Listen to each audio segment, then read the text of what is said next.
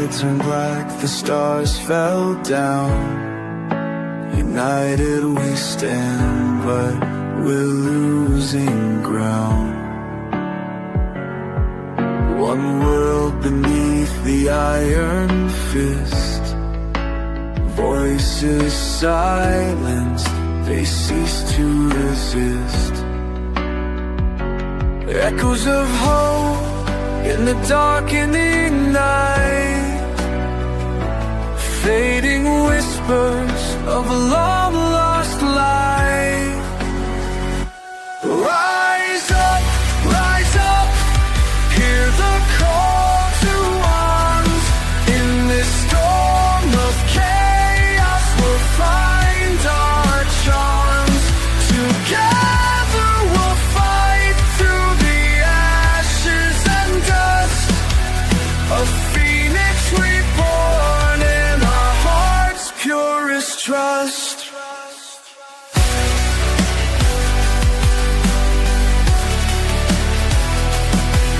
The sirens wail through the desolate towns. Once proud nations painted in the scars of the crown. A single army marching on our dreams. Unity forged in despair, or so it seems. Nothing left but shadows drifting away as the last embers of freedom decay. Rise up, hear the call to arms. In this storm of chaos we'll find our charms. Together we'll fight through the ashes and dust. A phoenix reborn in our hearts' purest trust. One global army, together we stand. In the fall of the world, we'll make our last stand.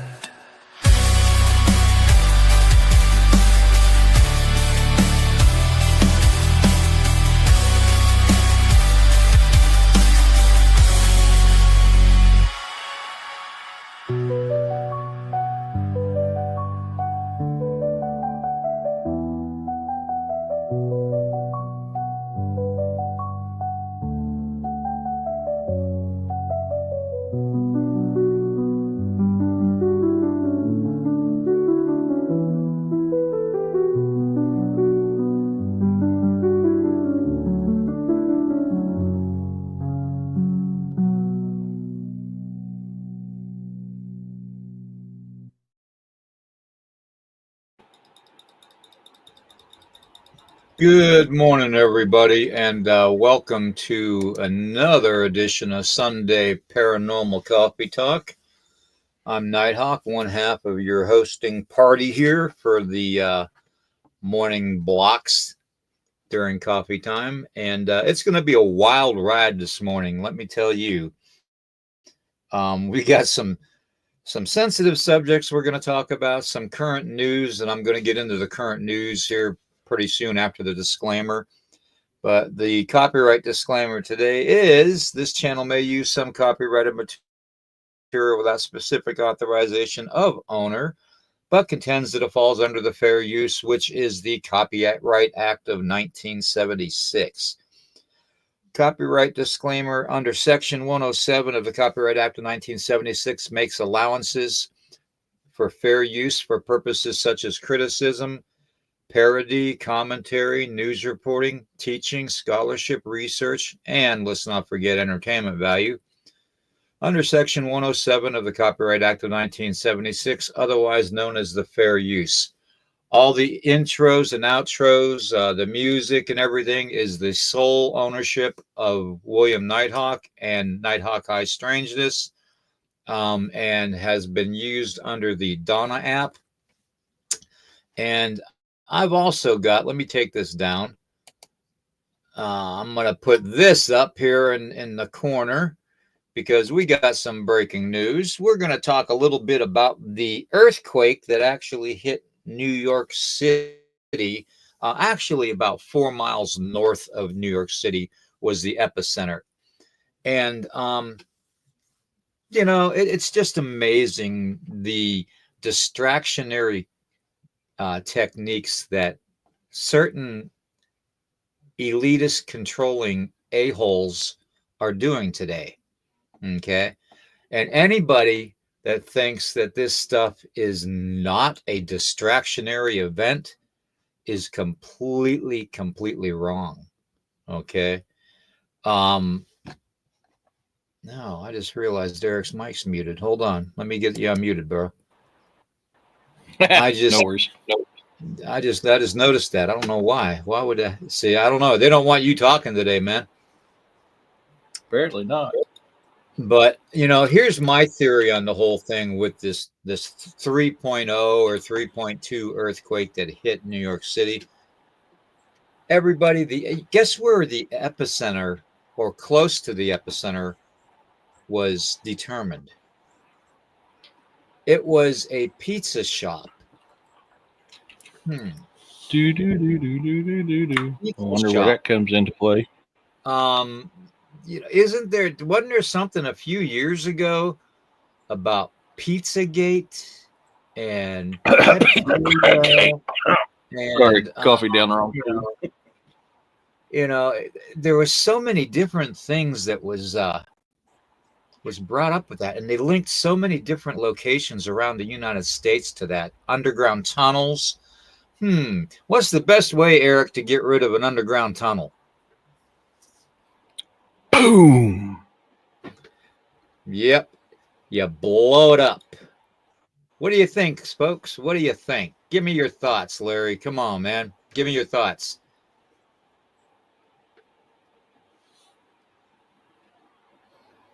I can tell you now, I'm pretty convinced. My opinion, my theory, my hypothesis. That's exactly what happened. They collapsed it.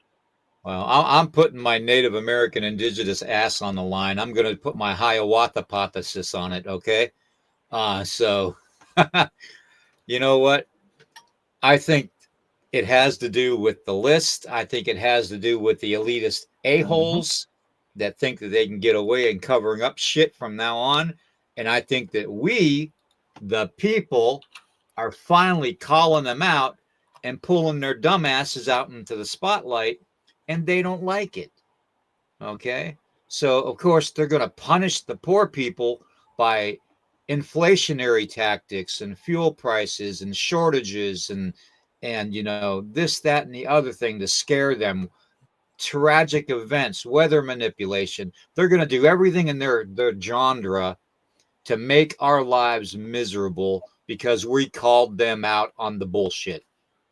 That's just my theory, and I'm allowed to have those thoughts and those theories. And I'd like to know what everybody else thinks before we get into the paranormal end of it.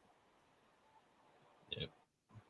I agree with Marcy. I think it was purposely blocked to stop them from using it for what they were using it for.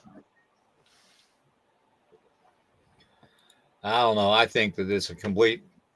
I don't think there's probably, if there's any politician or elitist a-holes from Hollywood or music industry that are royal families or whatnot around the world that aren't involved in it, I would be surprised. Okay. It's always the same people, always the same people that are involved in this.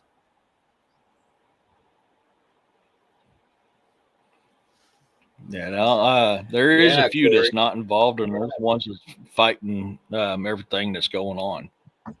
So I just know because of what they've been doing for the last 8 years on tunnels. That's why I'm going. Yeah, from what I understanding, yeah, that's what happened. It was purposely done. She was just moved to a prison in Texas. That's like a country club, the biggest human trafficker. Must be talking about Ghislaine Maxwell, I think is her name. Jesseline. Isabel, right here. Oh, okay. I wonder if Jesseline Maxwell has the spirit of um, the Jezebel in her. Think about it. When I did that interview yesterday with Daniel, and let me tell you, it was a good talk. It was it was. I brought up some things that I have been holding back, and on the whole, trying to separate the supernatural from the cryptid and all that, and I brought up the fact that that there are these spirits out there, and we as indigenous nations tried to tell the immigrants coming to our lands and forewarn them about these things, but nobody wanted to listen. Okay, nobody took us seriously. They thought we were just dumb savages. Okay, we warned them about Bigfoot. We warned them about the dog man. We warned them about the little people. We kept on. We warned them about spirits and stuff and spirits of the land. And nobody that came here that wasn't from here wanted to hear the truth. Okay, so it doesn't surprise me that a lot of people have turned their eyes blind to the truth of what has been happening in plain sight in front of us with children from around the world that come up missing. It doesn't surprise me at all that humanity dropped the ball again, you know, and it's due to the distractionary tactics and tragic false flag events that they have been doing around the world to us since day one. Same old Roman army, same old Roman church that controls everything. Plain and simple. What do you think? Yeah, I just think it's under a different guise. Renamed, revamped, new and approved version of Roman Catholicism and Roman rule 5.0, baby. Got to do the 5 because the 5G. Yeah. Yeah, and that's the other thing too, if you think about the way that they're implementing the because it's been proven that the 5G frequency is a mind manipulation device. It really is. Oh, yeah. And I mean, it's been proven. And you know, you can't help but think that that's another way that they're going to keep trying to dupe the masses of humanity that really don't know that this BS is going on. So, Yeah. Take it easy, Kyle. see you, Kyle.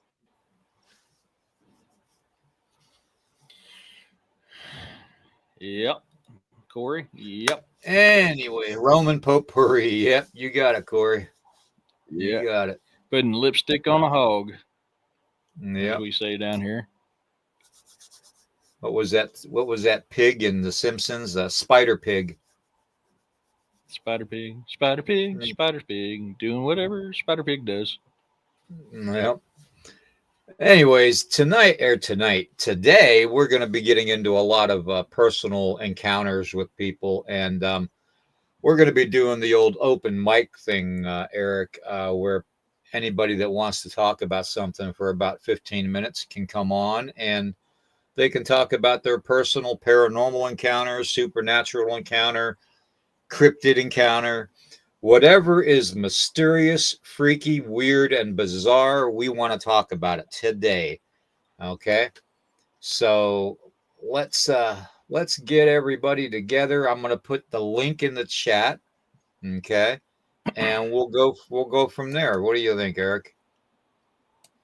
Ladies and gentlemen, boys and girls of all ages from around the world, now is your chance to come on live with Nighthawk and share your encounters. Could it be big?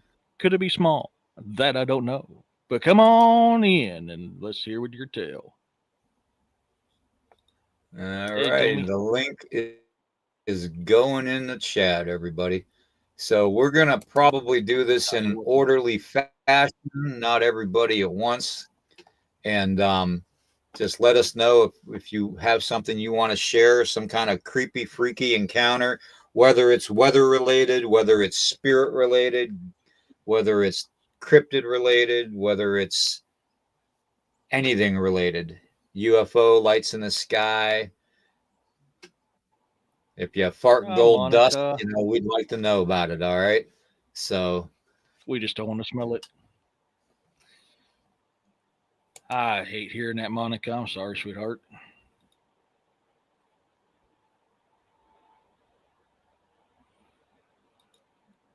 Man, you got to get up with the times, Overbuilt. I get it, man. I get it. oh, Monica, you know what? Monica, just the best thing to do that I found with an earache is put a drop of peroxide in your ear, put a cotton ball in your ear, and lay on the side that your ear is hurting on a soft pillow.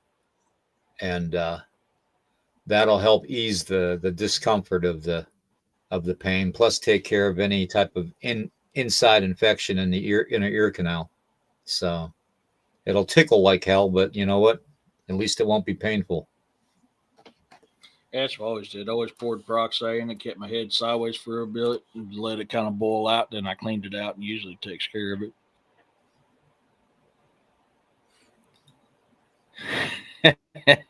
I feel you on that, dude. I do. I feel you on that. Oh, it made it worse. Ooh. Ooh, oh man, I hate hearing that. May have Okay, to mull well, it out again.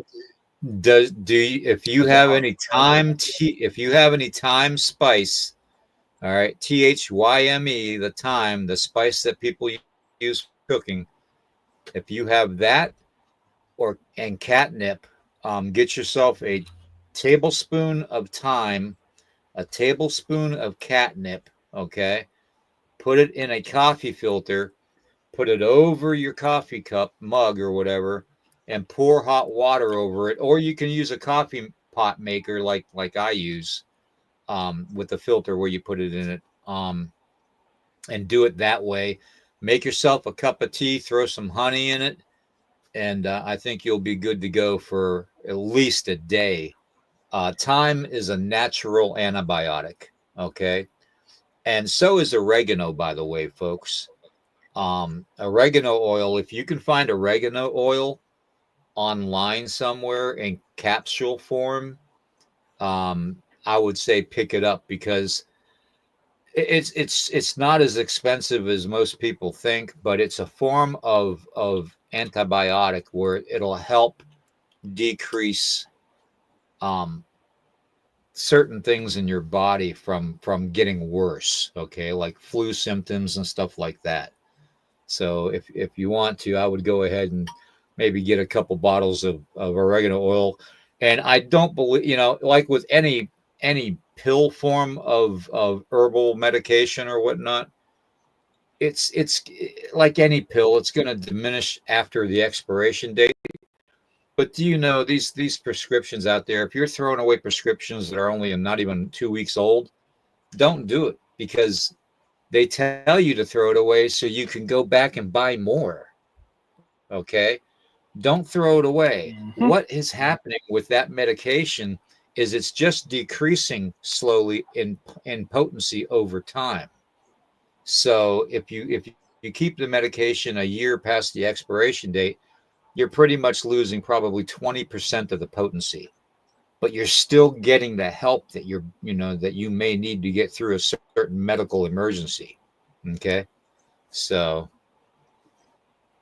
That's what I was trying to think of, Mary. When I was thinking olive oil, it was actually castor oil. That's what I was trying to think. That was the other thing I've used. all right, we got anybody that wants to come on? I know Dragon was on Friday night with us a little bit and said that he'd be watching this morning to see if he could come on and talk about some of his supernatural encounters. Um, Corey, if you got something you want to talk about, Roxanne, if you got something you want to talk about, Daryl, Marcy, Dawn, Demaria, Tanya, if anybody has anything that Monisha, hey, Immortal Spaceman, good to see you. Oops. Jonaside, Crap. good to see you.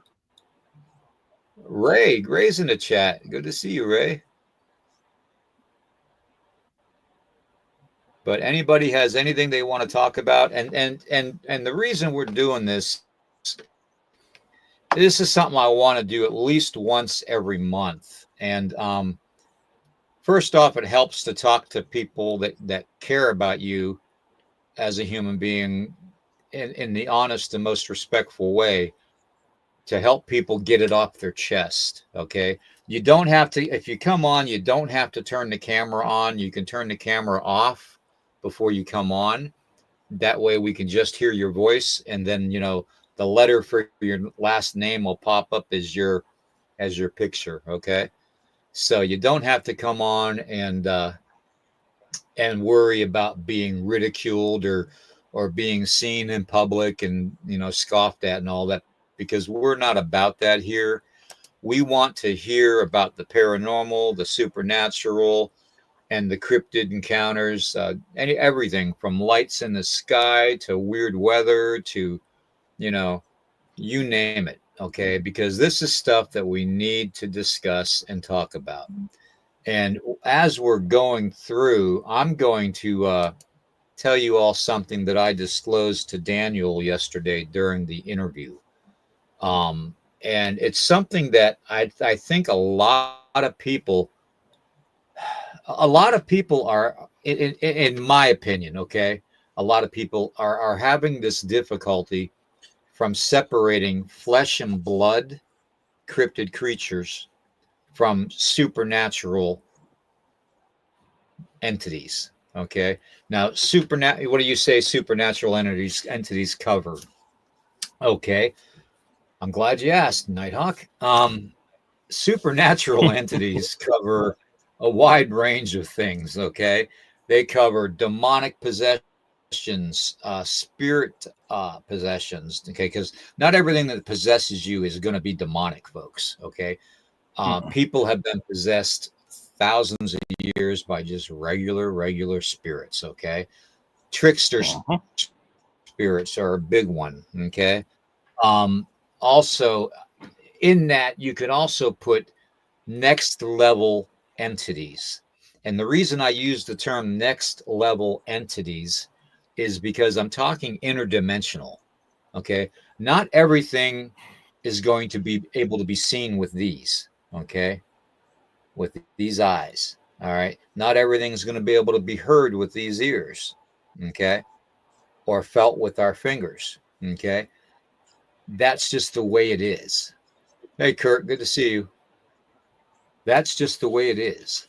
Okay. Unfortunately, that's the way it is. We are so limited on our scale to hear things and see things that it's pitiful. Okay. Um, so I put next level entities in there, like interdimensional beings that could come from another dimension, another universe where they don't have a physical form. They have maybe an aura, okay, that makes their form, a light, an orb, okay. All right. So that's what I put in that category of supernatural. So anything that's not flesh and blood is going to be supernatural.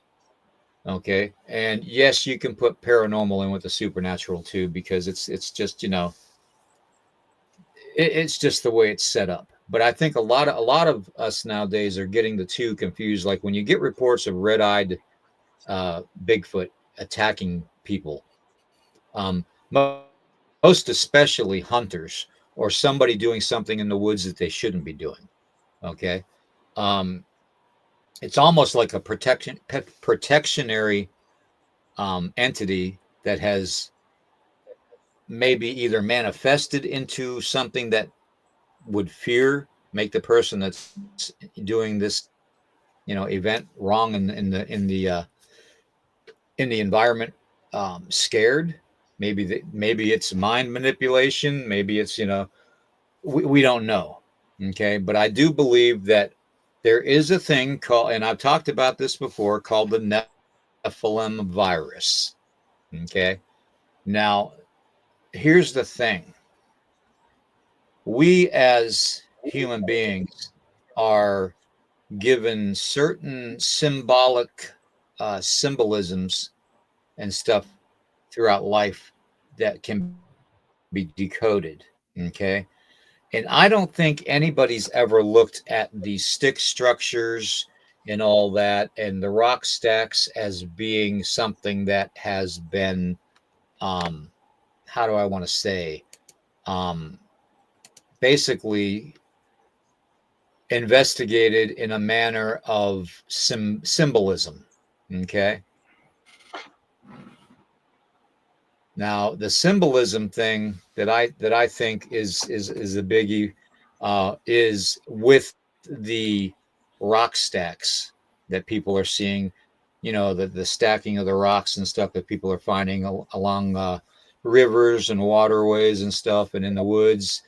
Um, Usually in areas where people really don't traverse unless they're serious backpackers.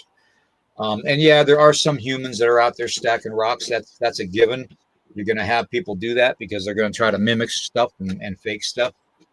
And anyways, to make a long story short, I brought up the fact that what if the red-eyed Bigfoot or any red-eyed cryptid is a Nephilim spirit inhabiting the cryptids? What if it's like a demonic possession for humans? Okay. What if it's something along the lines? Hi, Monisha. We'll bring you in this in a minute, dear. Okay. Thank you. Um, then also, I brought up the fact with the rock stacking. I said, Daniel, I said, it's so obvious.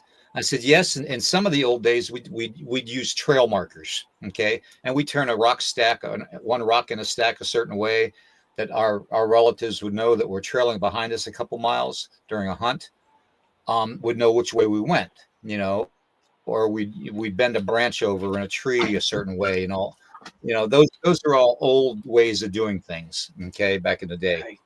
To let our relatives or our friends know which way we went if we got separated. But what if we looked at it with symbolic meaning? Okay. What if the Nephilim spirit is trying to give us an indication that they are Nephilim and they're building something from memory of the past, reflecting or resembling the Tower of Babel? Wow, my computer just glitched big time when I said that.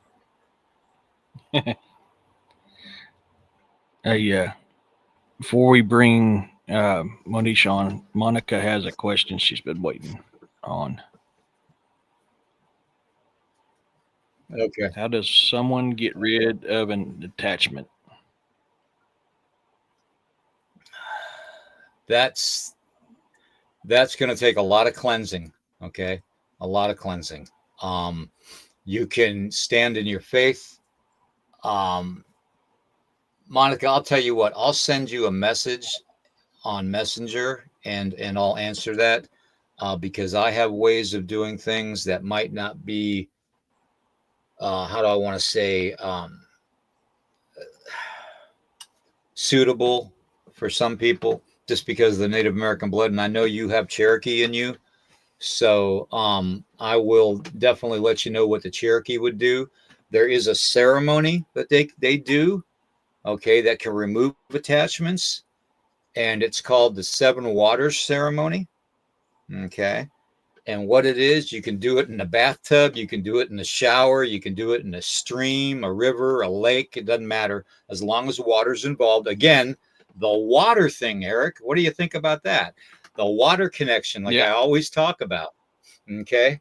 And it's where you take and you submerge yourself, or you take a handful of water and you put it over your face and submerge yourself in the water 7 times, and you face east. Ooh, 7 times you face east, there's a number. and you come up. You put your hands in the air, and every time you come up from the water, okay, you say a prayer for something or someone, okay, but not yourself. It's never yourself. It's 7 prayers for 7 other situations or 7 other people, okay, or 7 other things. It could even be your pet, okay. So, but 7 times facing east with water, okay. And you take, if you're in the shower and you do it, that's fine. You can do it in the shower. Cup the water in your hands, or get a big cup and do it that way, and pour it over your head and let it go all over your body, okay. But and then each time, just set the cup down, put your hands in the air, and say a prayer for someone or somebody 7 times in a row. Okay. I guarantee whatever's attached to you is not going to want to stick around. Okay. So, Yep. all right. We're going to bring Let's, Moesha in. And Manisha, you there we ready for your go. debut? You better Hi be ready There for guys. your she debut, is. Manisha. Howdy. Howdy. Is that a cowboy hat? Yes, Is yes. that a cowgirl? Are Hey, you I a had to put cowgirl? it on layaway, but I got one. hey, William's surrounded by cowboys and cowgirls. William's the only engine in here. I'm gonna have to, yeah, I'm gonna be circling my wagons.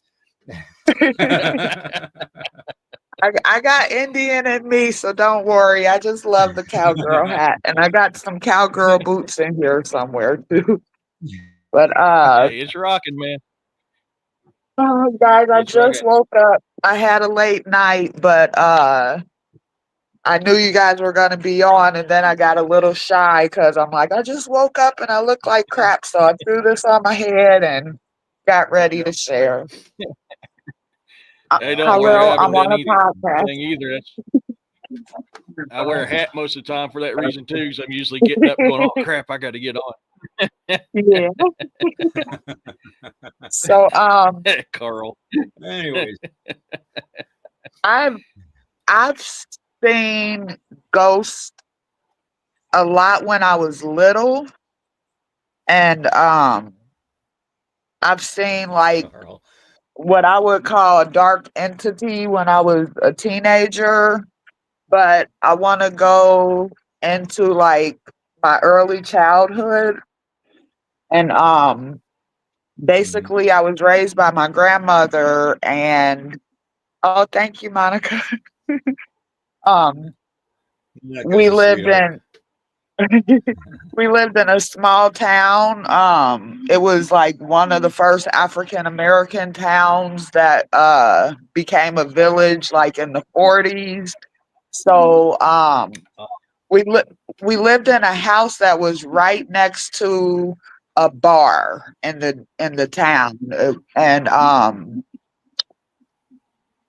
don't know like where a lot of the what I would call ghosts, but like spirits, like came from. But I would see them at nighttime, and like the bedrooms in the house was upstairs. And when you would go down the steps, you at the bottom of the steps was the living room, and my mother's bedroom door was downstairs, like right next to the steps. But it seemed like it probably used to be a closet, but they transitioned it into my mom's bedroom.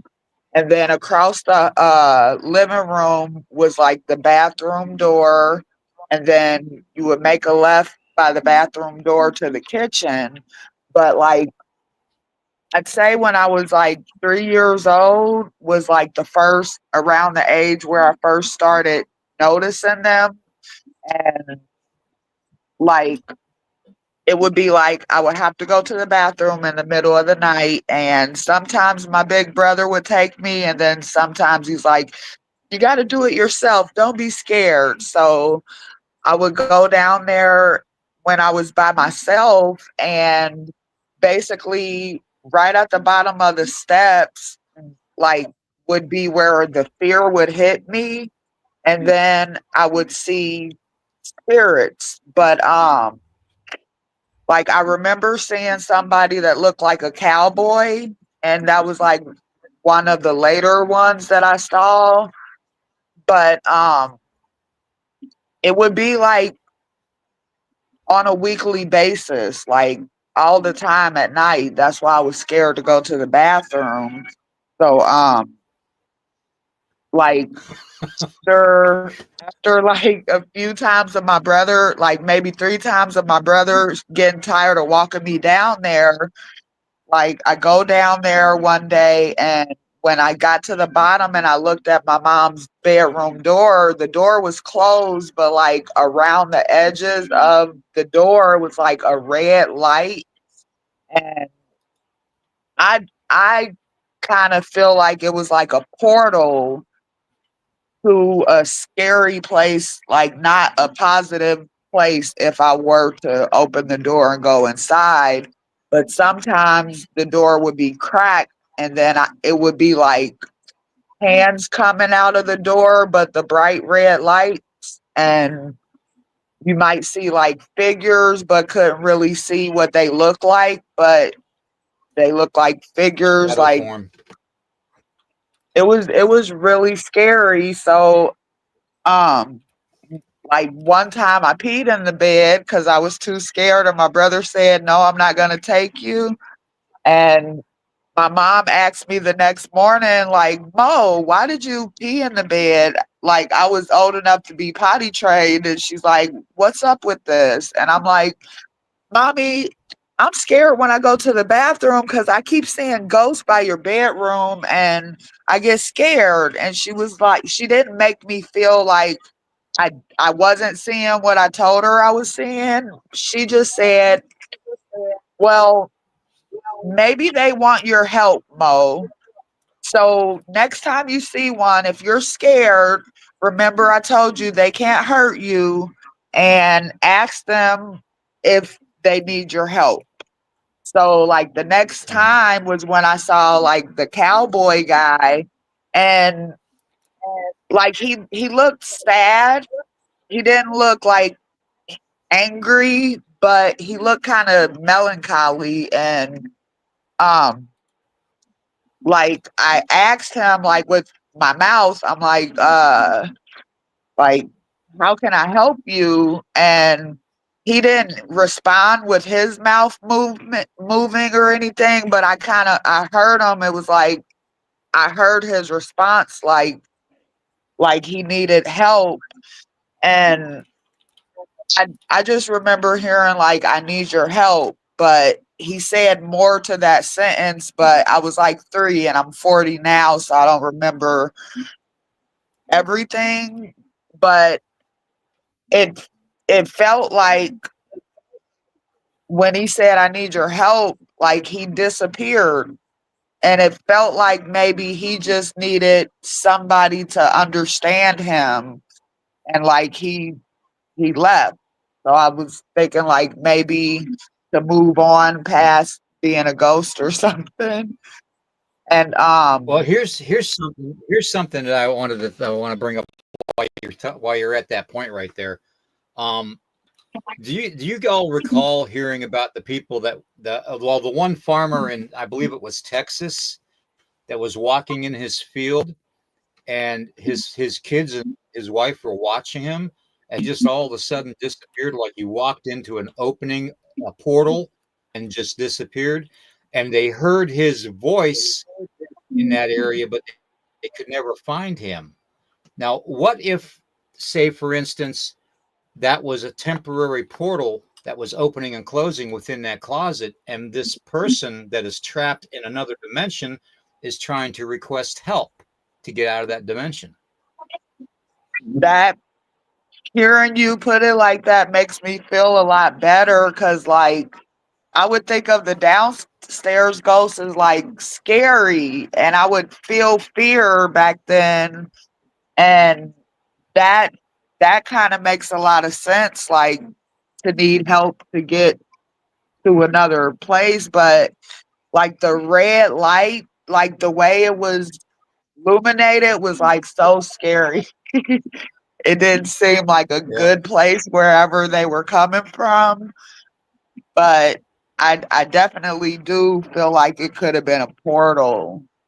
And like another thing in that house, around that same age, I saw my grandmother who raised me, her mother in her bedroom twice. And she looked like an angel floating over her daughter's bed. And she was like caressing my grandma's head, like a mother looking at her baby while she's asleep and just loving on her. And I was so young, I had never saw the pictures of her before, of her mother, Mhm. because her mom passed um, in the late 60s. So I never met her mom. But Right. like 3 weeks maybe after I saw her mom for the second time, um, my grandma had pulled out her photo album and a picture of her mom was in there, and it was a black and white photo, but it was the same lady that was floating over her, caressing her hair, and that's how I know it was her mom. But like I said, I saw it twice. I mean, I saw her twice, and I have a my oldest sister passed away 3 years ago, but she was 4 years older than me, and she saw her mom around that same time, but we didn't tell each other about it until like my teenage years. So Mm-hmm.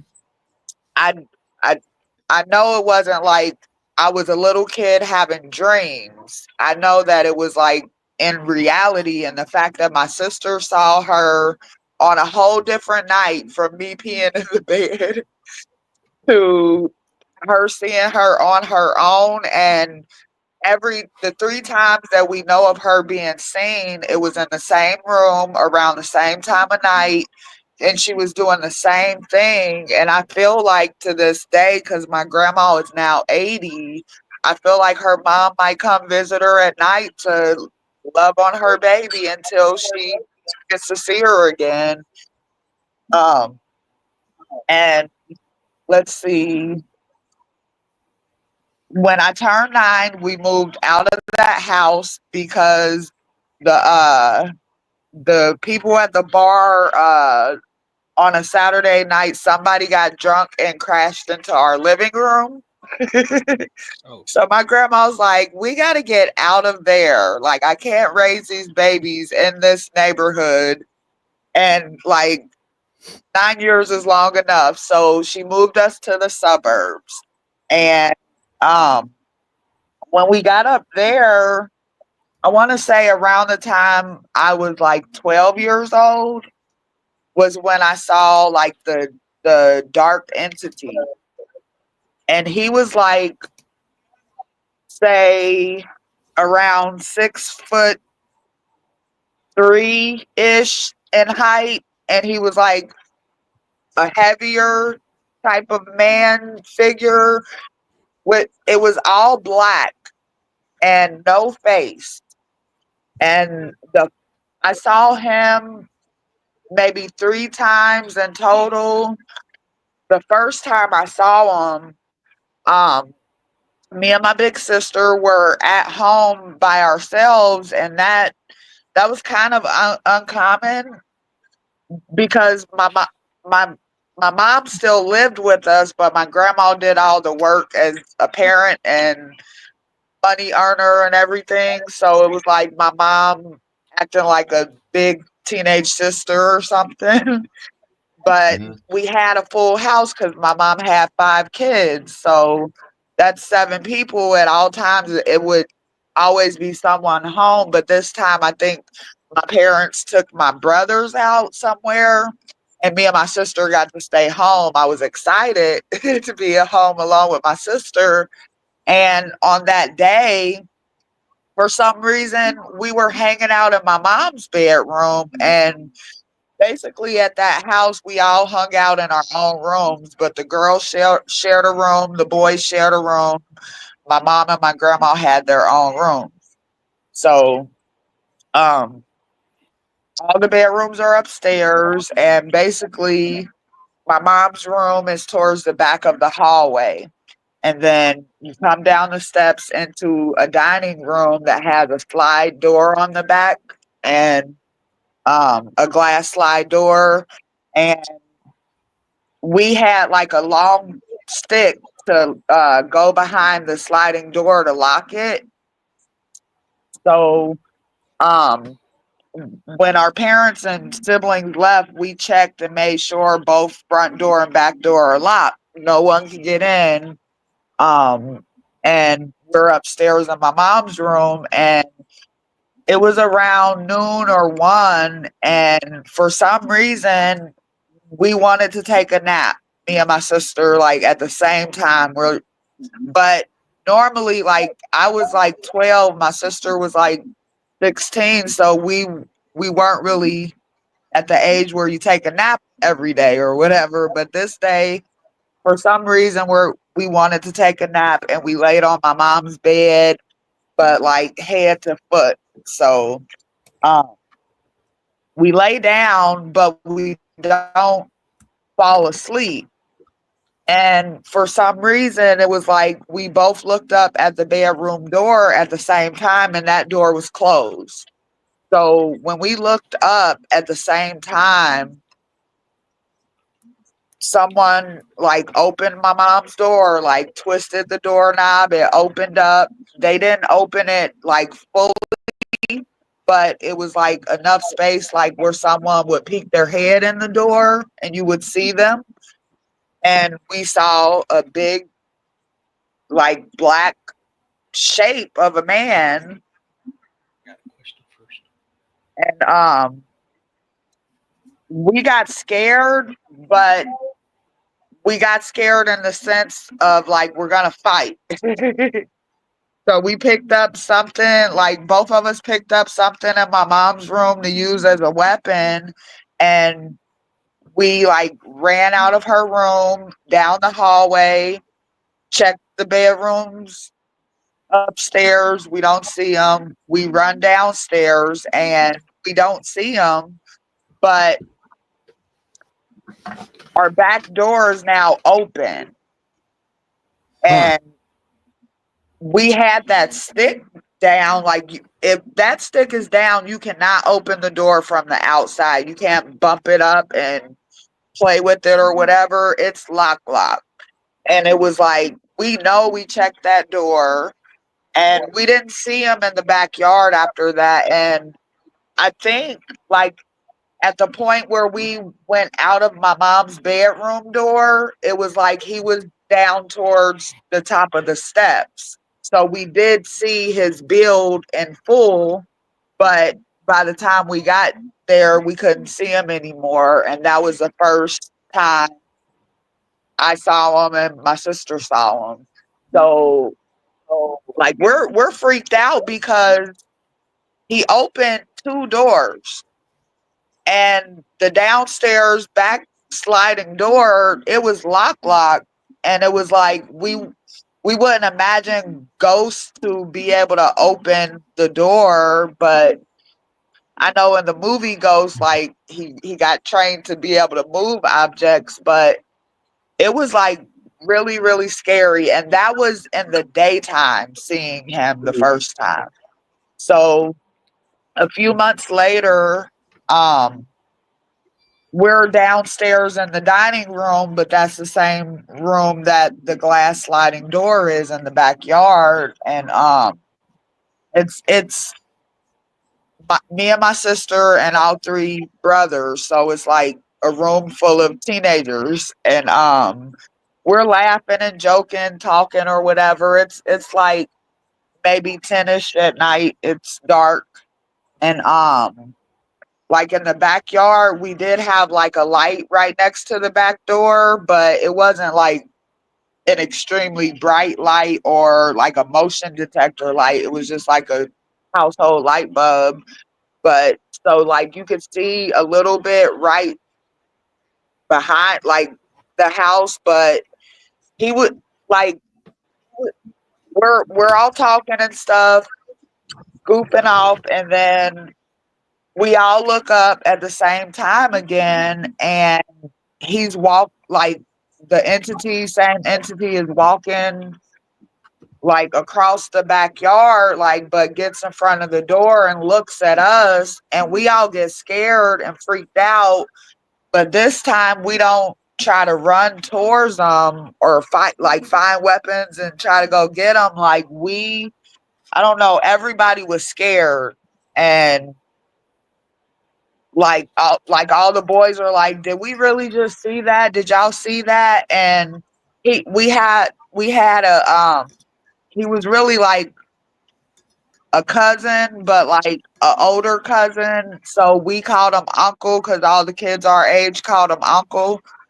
But he was like that same height and a big gentleman. So we associated it with him, and his name was Uncle Skippy. So we're like, the boys are like, is that Uncle Skippy? But me and my sister had already told the boys about the first time we saw him, and we're like, no, that's that evil ghost guy or whatever, and you could not see his face. So we're all freaking out because if it was Uncle Skippy, we would have saw his face. But neither time we See, saw his face. that So reminds me before we get to of some of the stories that we hear about the shadow people because they don't have faces. People don't depict faces out of them except for the Hat Man.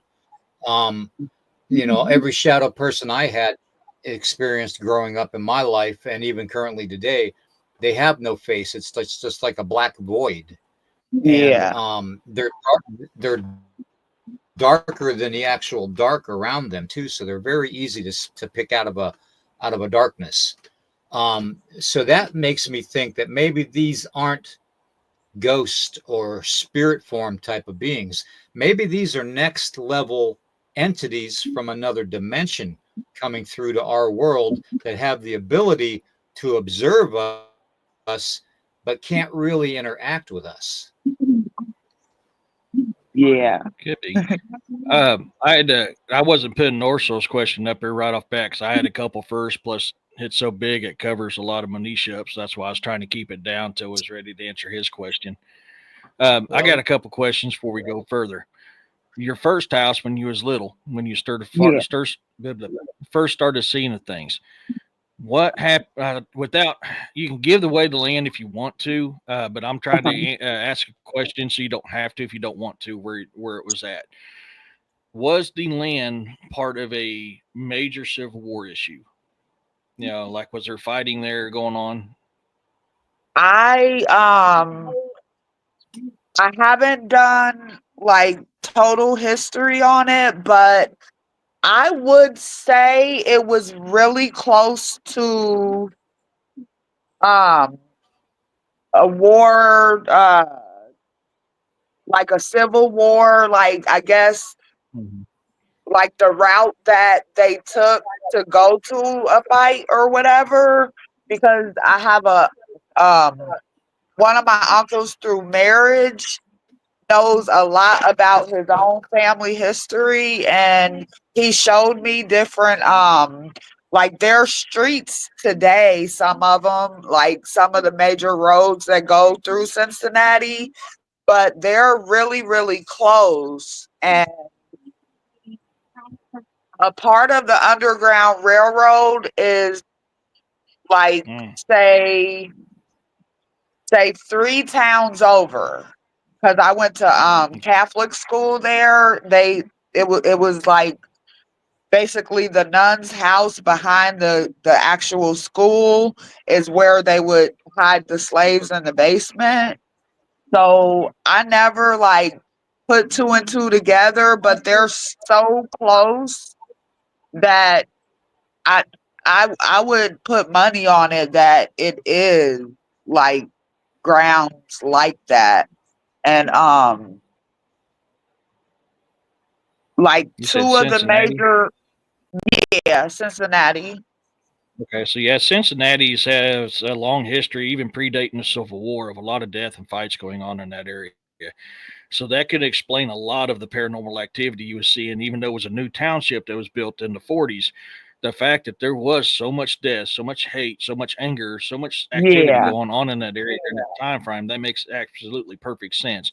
Then you were talking three townships over was a underground railroad. Well, just because it was 3 pound or towns over doesn't mean that part of it didn't go through where your area was at too. So that can lead to a lot of it as well. As yeah. far as you said there's a woman, almost angel looking, rubbing your mother's head. I'm a firm believer that our loved ones who passed away do that. And to piggyback off of William earlier with the shadow people, I can tell you now from many experiences on the paranormal, you don't always get a full body apparition, and sometimes there's portions of them that's distorted.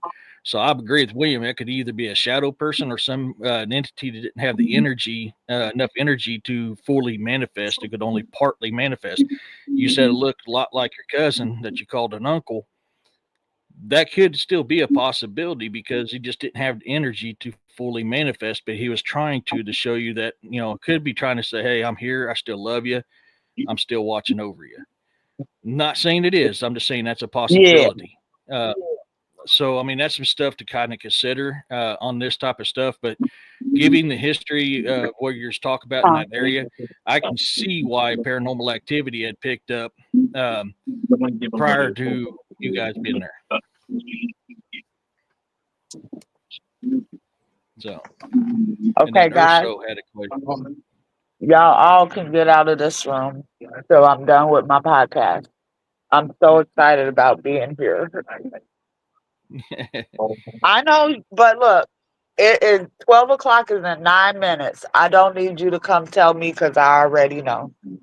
So today I have to take the kids school clothes shopping and they are going to get on my nerves. I, I but know how that is. with with Urso had the a question for you. with the dark entity in the second house, my best friend, she's my best friend to this day, and we've been best friends since I was 9. They lived right across the street from our house, and she saw the same entity in her backyard, and she had her first child when she was a young teenager. So like when she turned 18 and moved out of her parents' house, they didn't let her take her son with them because they didn't feel like she was like on her feet enough to take care of him, and they wanted him to have a stable environment. So like after she moved out, her son saw the same entity. Those cookies are for Cameron, but I'm sure he won't mind if you get one or two. Don't ask him, just open it and take it, and he won't mind. Okay. I see some just little mischievous stuff going on at the moment. I'm trying, but he will not do anything. He follows the rules, so he's like, "Mom, I will not do that." Hey, that's a man right there. A man does what he's supposed to. I'm proud of that. Yeah, I Ursula man. has a question. The first one is, what was the feeling you got off the bigger shadow when you saw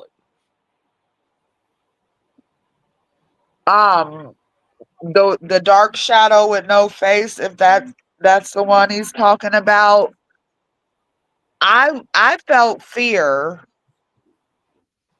all times that I saw it, and like my siblings, they showed fear, especially the boys. Like me and my sister, the first time we were scared, but we wanted to protect our home or ourselves, so we got weapons and tried to chase it.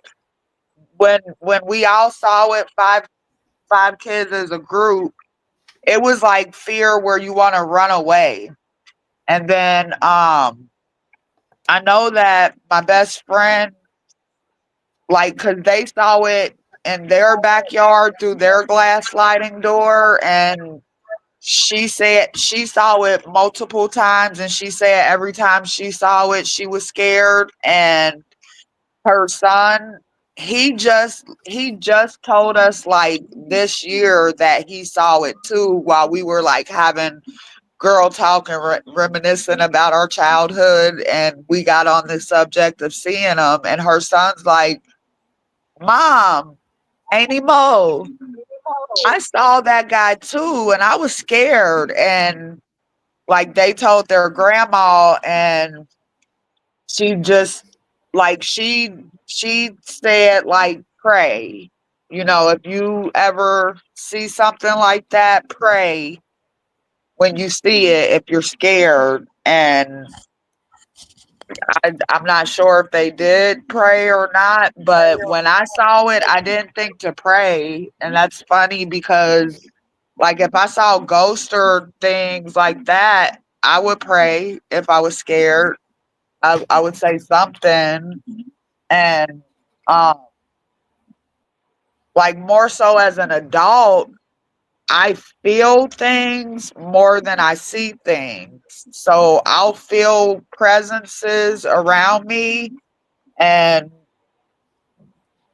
two of them I know for sure are like family members because I feel my sister that passed away 3 years ago, but not as often as I would like to feel her.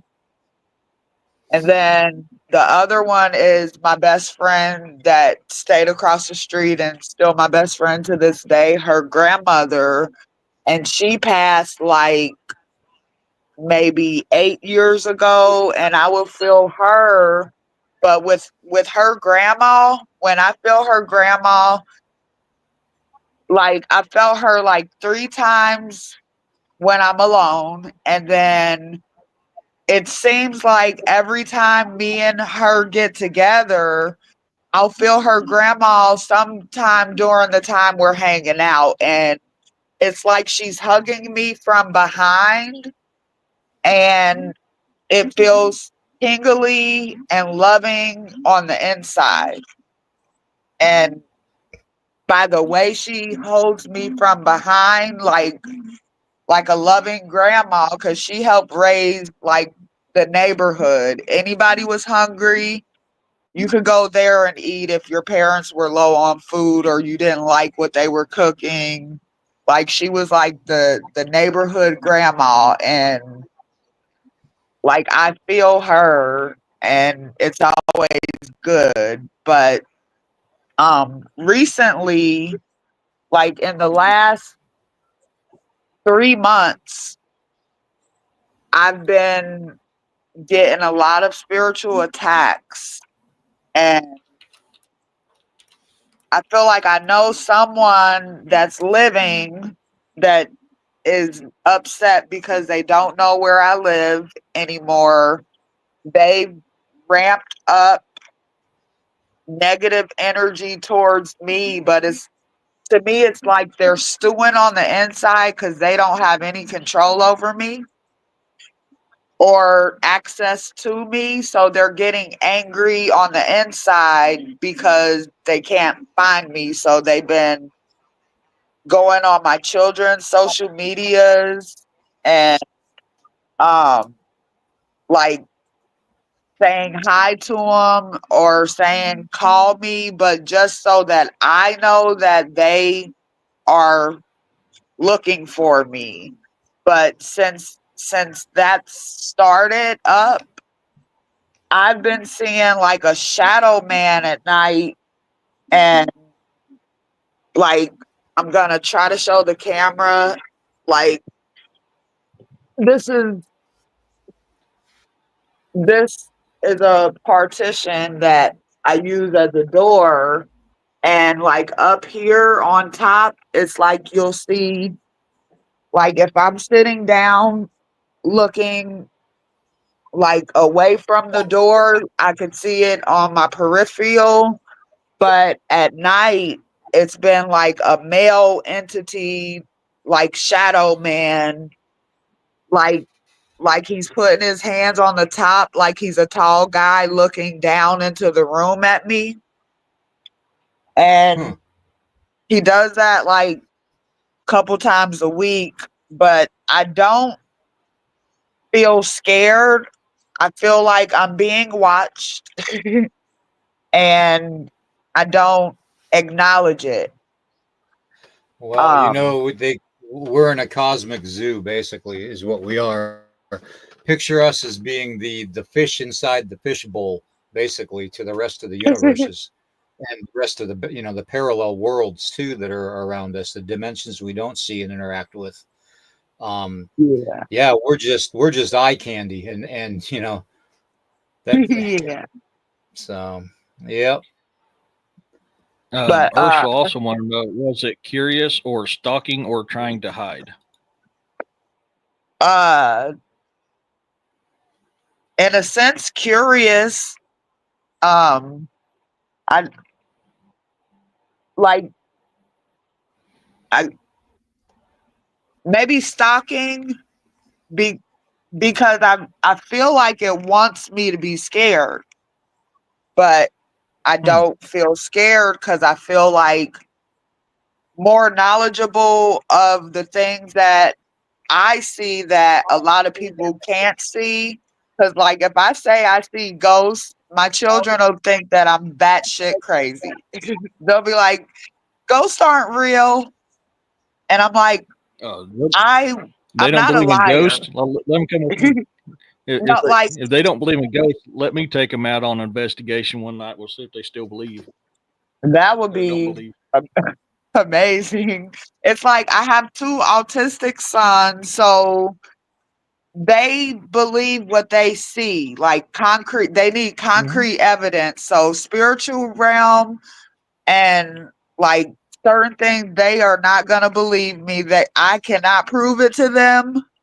And then like Tell so them to watch William's show from Friday night and watch me and see what happens behind me on I'll Friday do night. that. I'm gonna do that because I saw it a good 4 times. Mhm. Yep. uh, And every time we talk about the supernatural, things actually escalate with both of us. Mhm. That what was it the night before that, podcast before that, Eric, where I had the bag get thrown across the room No, here in the no, it podcast was room. that night. That was when we was backstage Friday night. You were like, "Oh shit!" Oh, yeah. okay. I was like, "What?" He goes, "You ain't gonna believe it. That bag, I just had a bag fly across the room off a table, and then you Yep. picked it up. So it was this one right here. It was a Dollar General bag, I think." Yeah, big white Dollar General bag, reusable bag that had like a 10 pounds worth of stuff in it. So,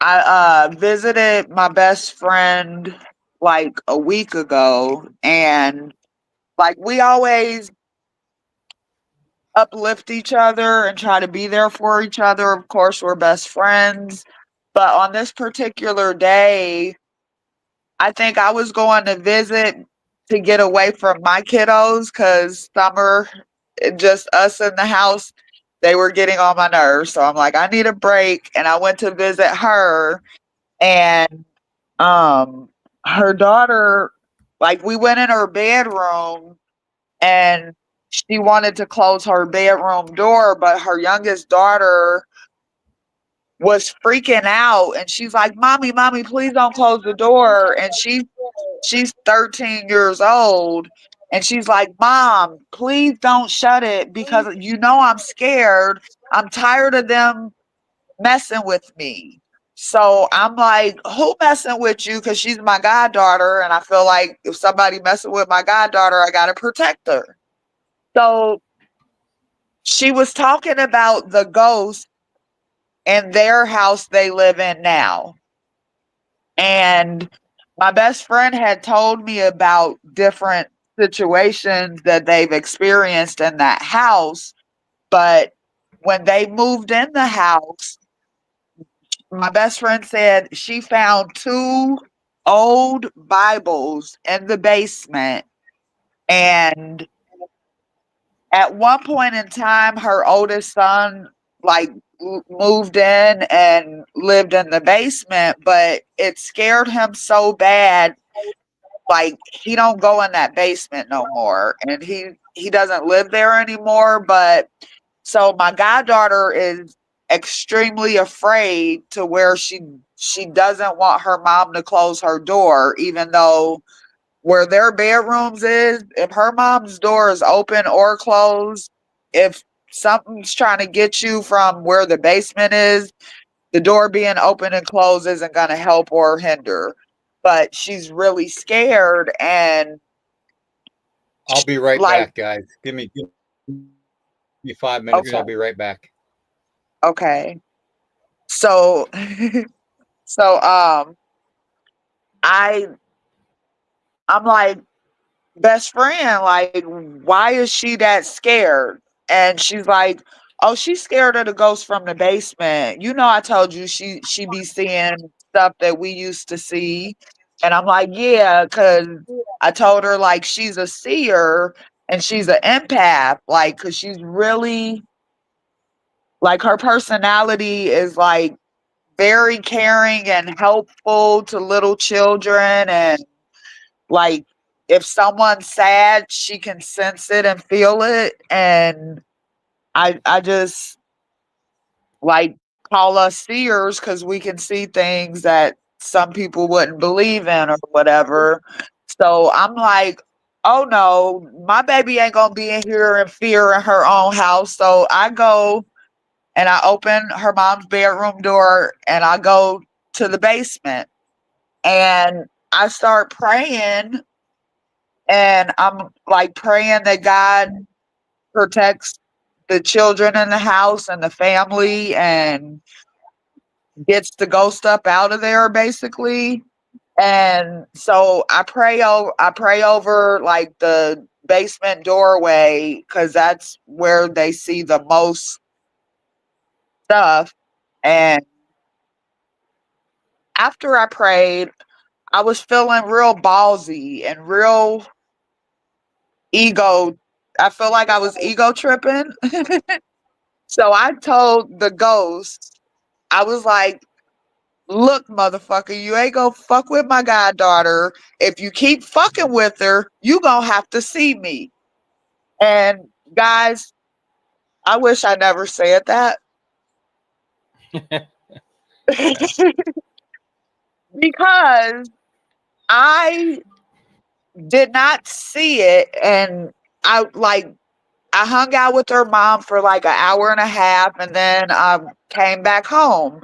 So when I got back home, like, to me, I had a wonderful day. I was really happy hanging out with my best friend. Like nothing went wrong. So it was like a really good day. And then I'm home, I'm cooking a late meal, and right as everything is finished cooking and I'm plating it, I get a phone call from my mom. And my mom is a unique individual. And I will say, like, her good side is awesome, but her bad side is ugly. And when she calls me and she's in a bad mood, she tries to present herself as being in a good mood or a happy mood, but I'm her daughter and I've known her my whole life, so I can tell how the conversation is going to go. And I purposely had not been answering for her a lot unless I'm really in a good head place, because I felt like she's been triggering me and I've been working on my depression and me not going back shit crazy in the world that we live in today. So I wasn't answering Crazy. for Ah.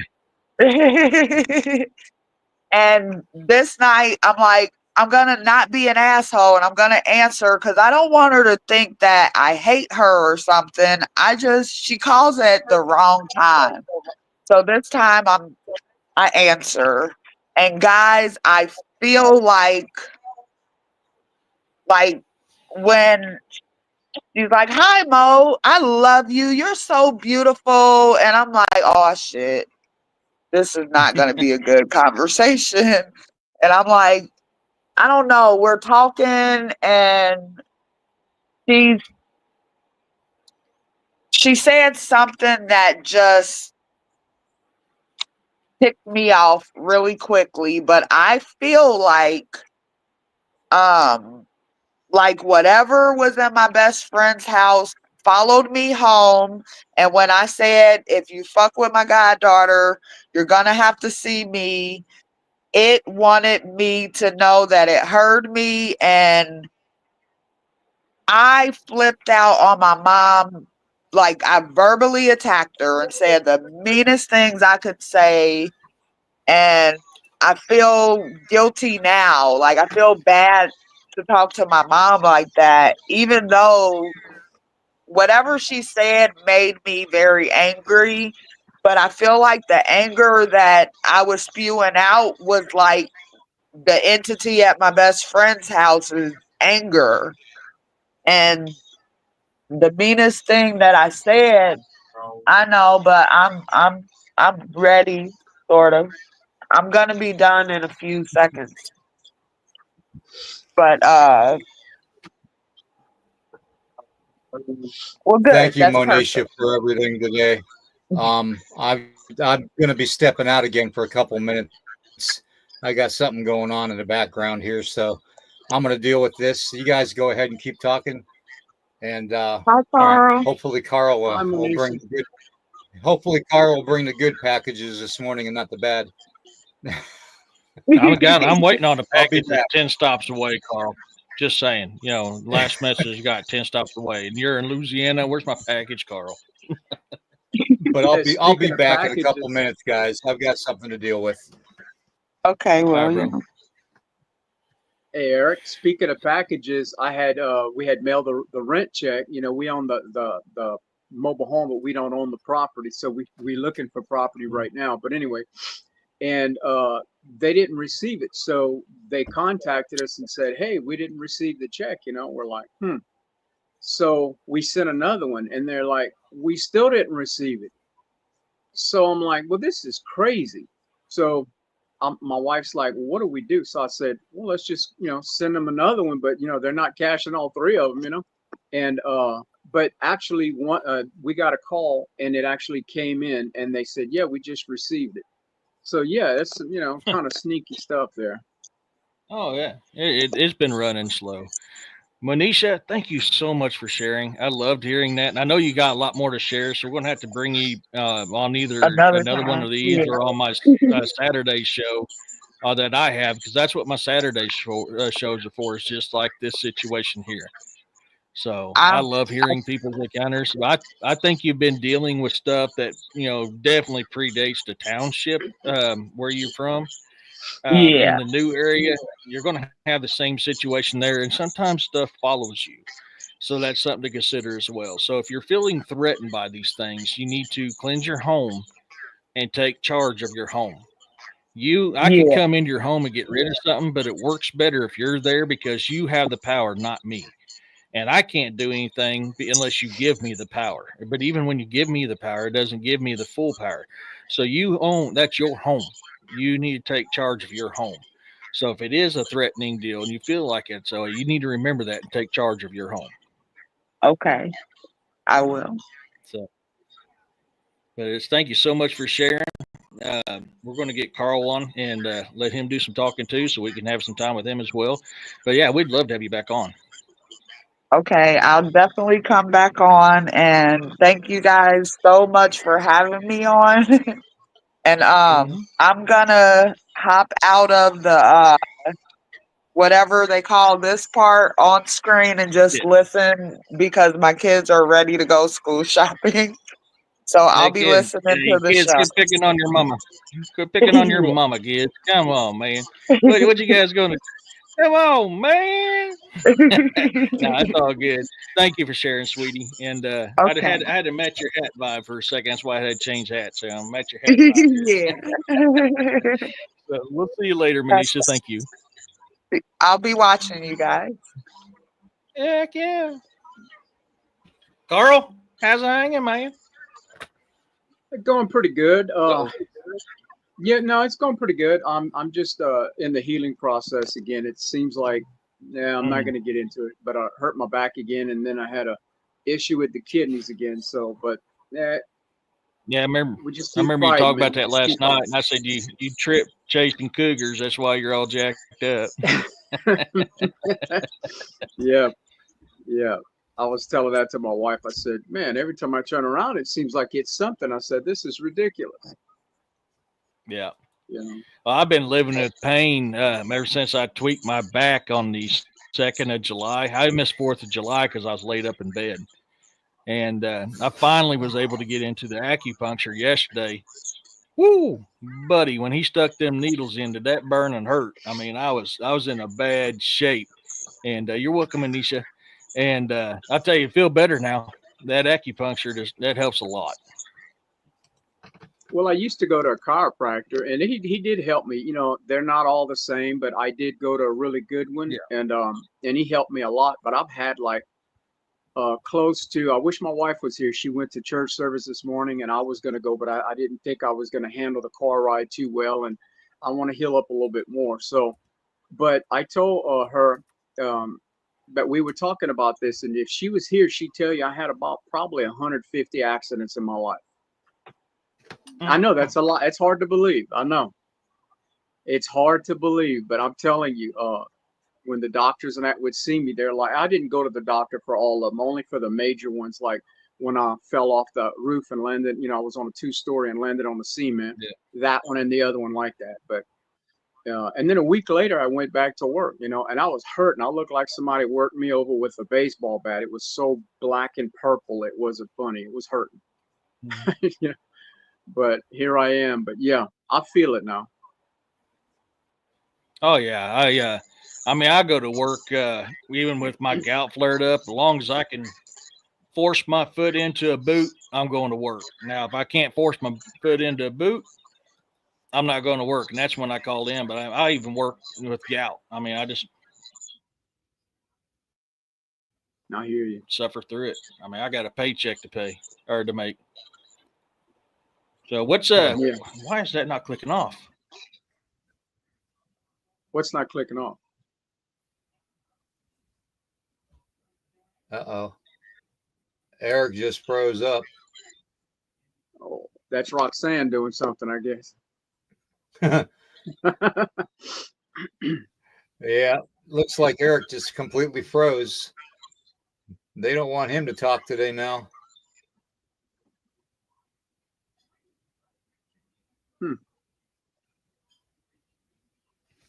Huh.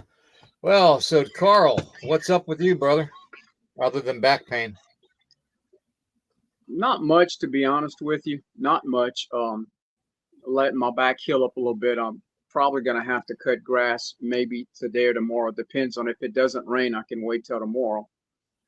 We went through a spell where we had a lot of rain. It was just rain, rain, and I was cutting grass 3 times a week, literally, because I like to keep my grass sharp. And if I don't, it's hard to cut because it's not all level. So I have no choice. I don't like to. Hey, Roxanne. Roxanne says the gremlins got to Eric. Roxanne, you might want to take your pump shots at Eric right now since he can't defend himself. Take your pot shots at him. Talk about his fluffiness. Oh, so I'm curious, Carl, what you thought about my saying about the rock stack being like muscle memory for certain Bigfoot that are possessed by Nephilim spirit, like the red-eyed big feet that you see.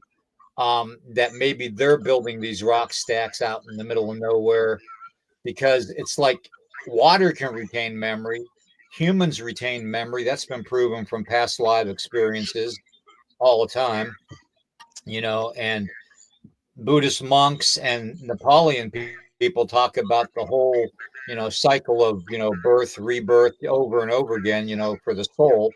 and the theory of this, the planet being a soul recycler, um, it just made sense to me that if we look at some of the stick structures and the rock formations in a symbolic meaning more than a physical type of a meaning or a traditional meaning, kind of like the Templar Knights cross, the Freemason symbols and stuff. How we all have symbolic meanings in all that, but yet when you deal with Bigfoot or any other cryptid encounters, especially those with red glowing eyes, I really do believe that they could be just demonically possessed just as easily as a human being.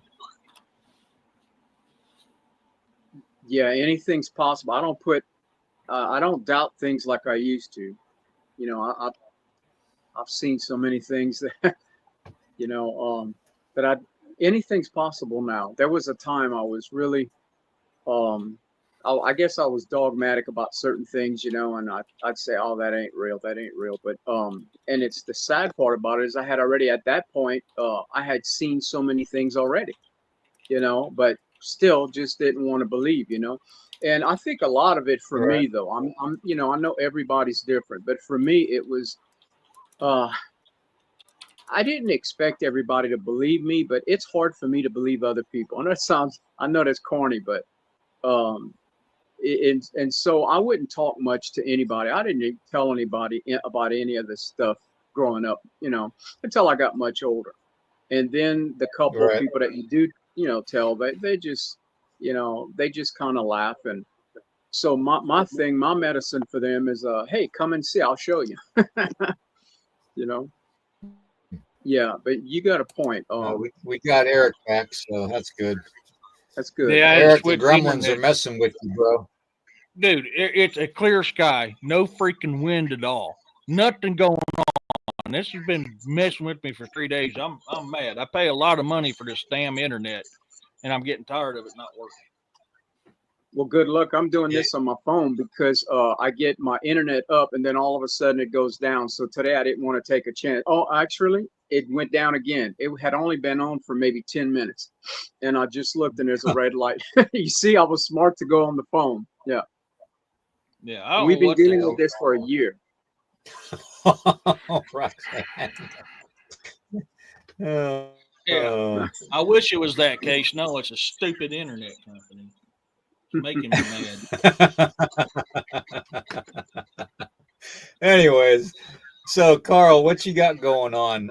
Any other topics you want to talk about as far as the bizarre and the unknown? Not to take a Yes, I pun would. off of Eric's show, but Yeah. In fact, when I was talking to you last time, I didn't finish telling you the whole thing. So if I could go back and revisit that story, something happened about 1 to 2 days before that, and it all ties in together. Okay, when I had seen the Bigfoot. So and I'll come back to that point, but I got to go back a little bit. So in 1964, we had, and I'm going to tell you this, there's a reason we had Hurricane Hilda. And we lost our house to a house fire at that time. But before we lost the house, um, for a few days, there'd been a lot of poltergeist activity, a lot of things going on, just a lot of things. And one of the things is about, again, whether it was 1 or 2 days, my memory's a little foggy, but it was 1 or 2 days before I actually saw the Bigfoot that we had, my aunt was there and my grandmother and, well, my two aunts were there actually, my two aunts and my grandmother and I was there. And we kept hearing things in the house making noise and what have you. And just it was just an eerie feeling. And I could tell there were other things that were happening, but my grandmother didn't want to talk about it. My grandfather was at work. He hadn't gotten paralyzed yet. He was at work. And now again, there were a few things going on up until what I'm going to tell you right now, but it's too much to go into. Believe me, it's a lot. And so I'm in the house and I hear some noise, and I go look in the room, and I was thinking, well, maybe there's a rat or something, and I was scared of a rat, so I didn't want to, I don't like those things. So, but I heard some noise, and it was coming from under the bed. So now I'm gonna bring back this story to make another point. Well, when I looked under the bed, um, there was this thing under the bed. I call it a thing because I don't know what it was. It was full body. It wasn't like a shadow or spirit or anything like that. And my aunt, right before this, was putting up a clothesline in the room. She was putting up a clothesline, and she was going to be staying with us for a little while, and she was going to be putting some sheets and that over it, to make like a little make do partition. So when I seen this thing, um, I went and told my grandmother. She came in, and she sees it too. She bends underneath the bed. She sees it, and I'm just making this short. It's a lot longer than this, but she sees it, and they go in the next room to pray. She was a Catholic, and she went in the next room and they grabbed their rosary and they were praying.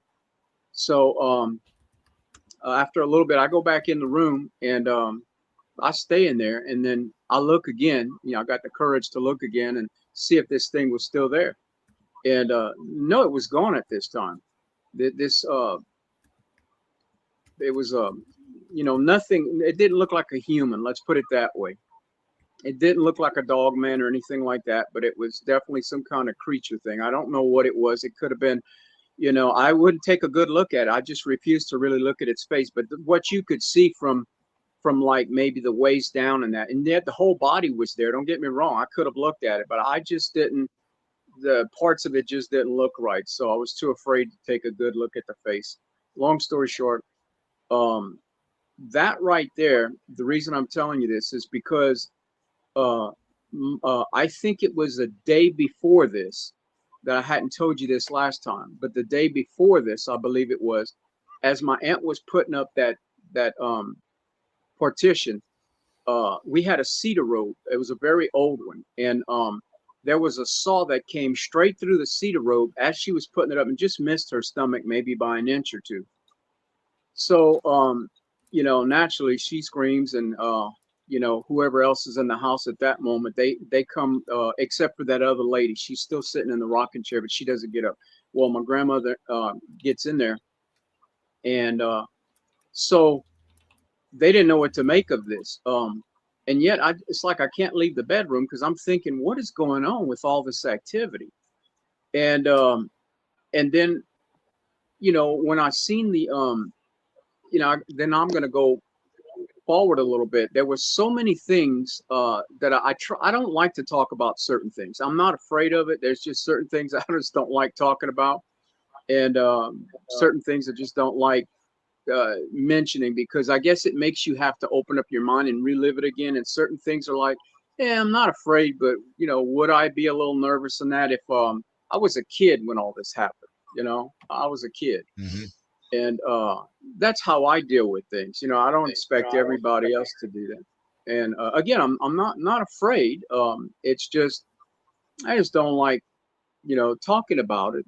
Otherwise, I would be glad to give you all the details on it. But there was something that happened um, leading up to the 2 days before this happened. Well, I was outside and I was riding my bike in a circle, and I was out there, and they had hippies that were out there, and they were playing the guitar and stuff like that. They'd sit out in the little field, and again, the reason they were there is we ran. Our house was an office, actually. It was we had a motel. My grandparents took care of a motel, and so they were out there. The people that were renting the motel, the renting rooms, and they were playing the guitar and what have you. And I would go watch them every chance I could. Then I'd get bored like any kid and go back in the house. Well, while I'm out there, these candy bars just keep appearing. Now, where I'm at now, riding in circles, there's nobody close to me that's fast enough on planet Earth. Let's put it that way. That could run out there and put candy bars the way I was seeing it. So I looked up. My first thought was I looked up in the sky. Don't ask me why. It's just, I did. I looked up and I'm thinking something's not right. And I was very street smart. As a young kid, I grew up with didn't really have any kids to play with for the most part. I grew up with adults. My grandparents raised me, and so something didn't seem right, and things leading up to this didn't seem right. And so I took the candy bar, put it in my pocket, went around a couple times in a circle, and I'll be darned, another couple of candy bars. This time there were two of them, and so naturally my mind says, okay, just spin around real slow and then whip your head back and forth real fast to see who's coming on here to put these candy bars.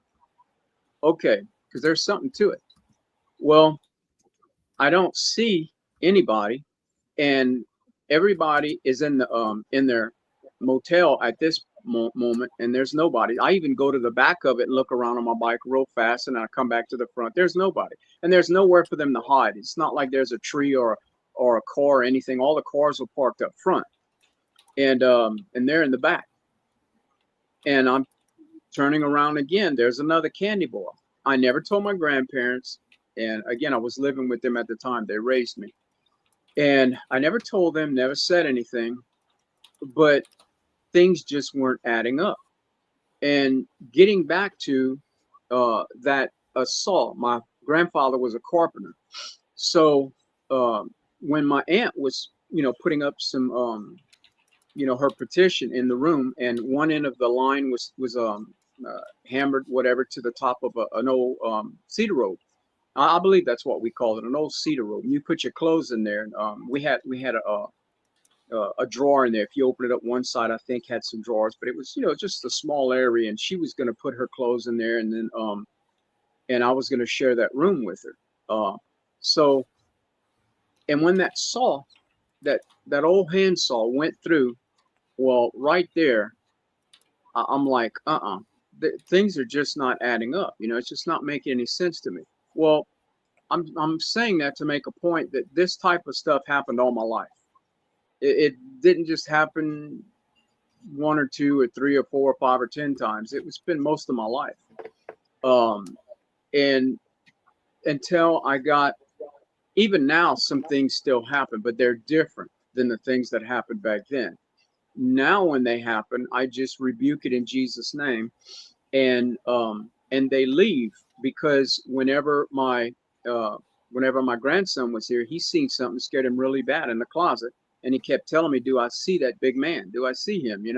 And he was trying to describe him, and I, didn't put a lot of stock in it, but I knew he'd seen something, because we had some activity going on where we would hear the refrigerator door open and close, and we would hear other things. And I'm like, heck no, I'm not allowing that. Heck no. So when he started pointing my grandson to the closet and explaining, and I commanded him in Jesus' name. And I said, by the authority of Jesus, I said, I take authority over you, and I command you to leave this house. You're not welcome here. You're not coming back. Get out of here. And that had happened so many times, and they do leave. And I asked him, I said, well, is it still there? He says, no. I said, well, look around. Do you see it? And he says, no. And I can't tell you how many times things like this have happened. But the Bigfoot was only one thing, and it's not the thing that naturally stands out the most. There were so many things, and I was a kid, so at first it didn't scare me, but then after a couple minutes it did scare me a little bit, because of the way that it looked at me. And first started off with a grin, then after that just had this this look like it was about ready to claw me up, and when I seen it, I was inside the house, standing up against the windowsill, and he was on the outside, standing right up against it. It was too close for me to look down and even see the feet, but he was real big, very big. And Right. but as far as the face, like on the pictures that I've seen where they show a lot of the flesh, I didn't see that. You just, in fact, he was so black and shiny, very shiny.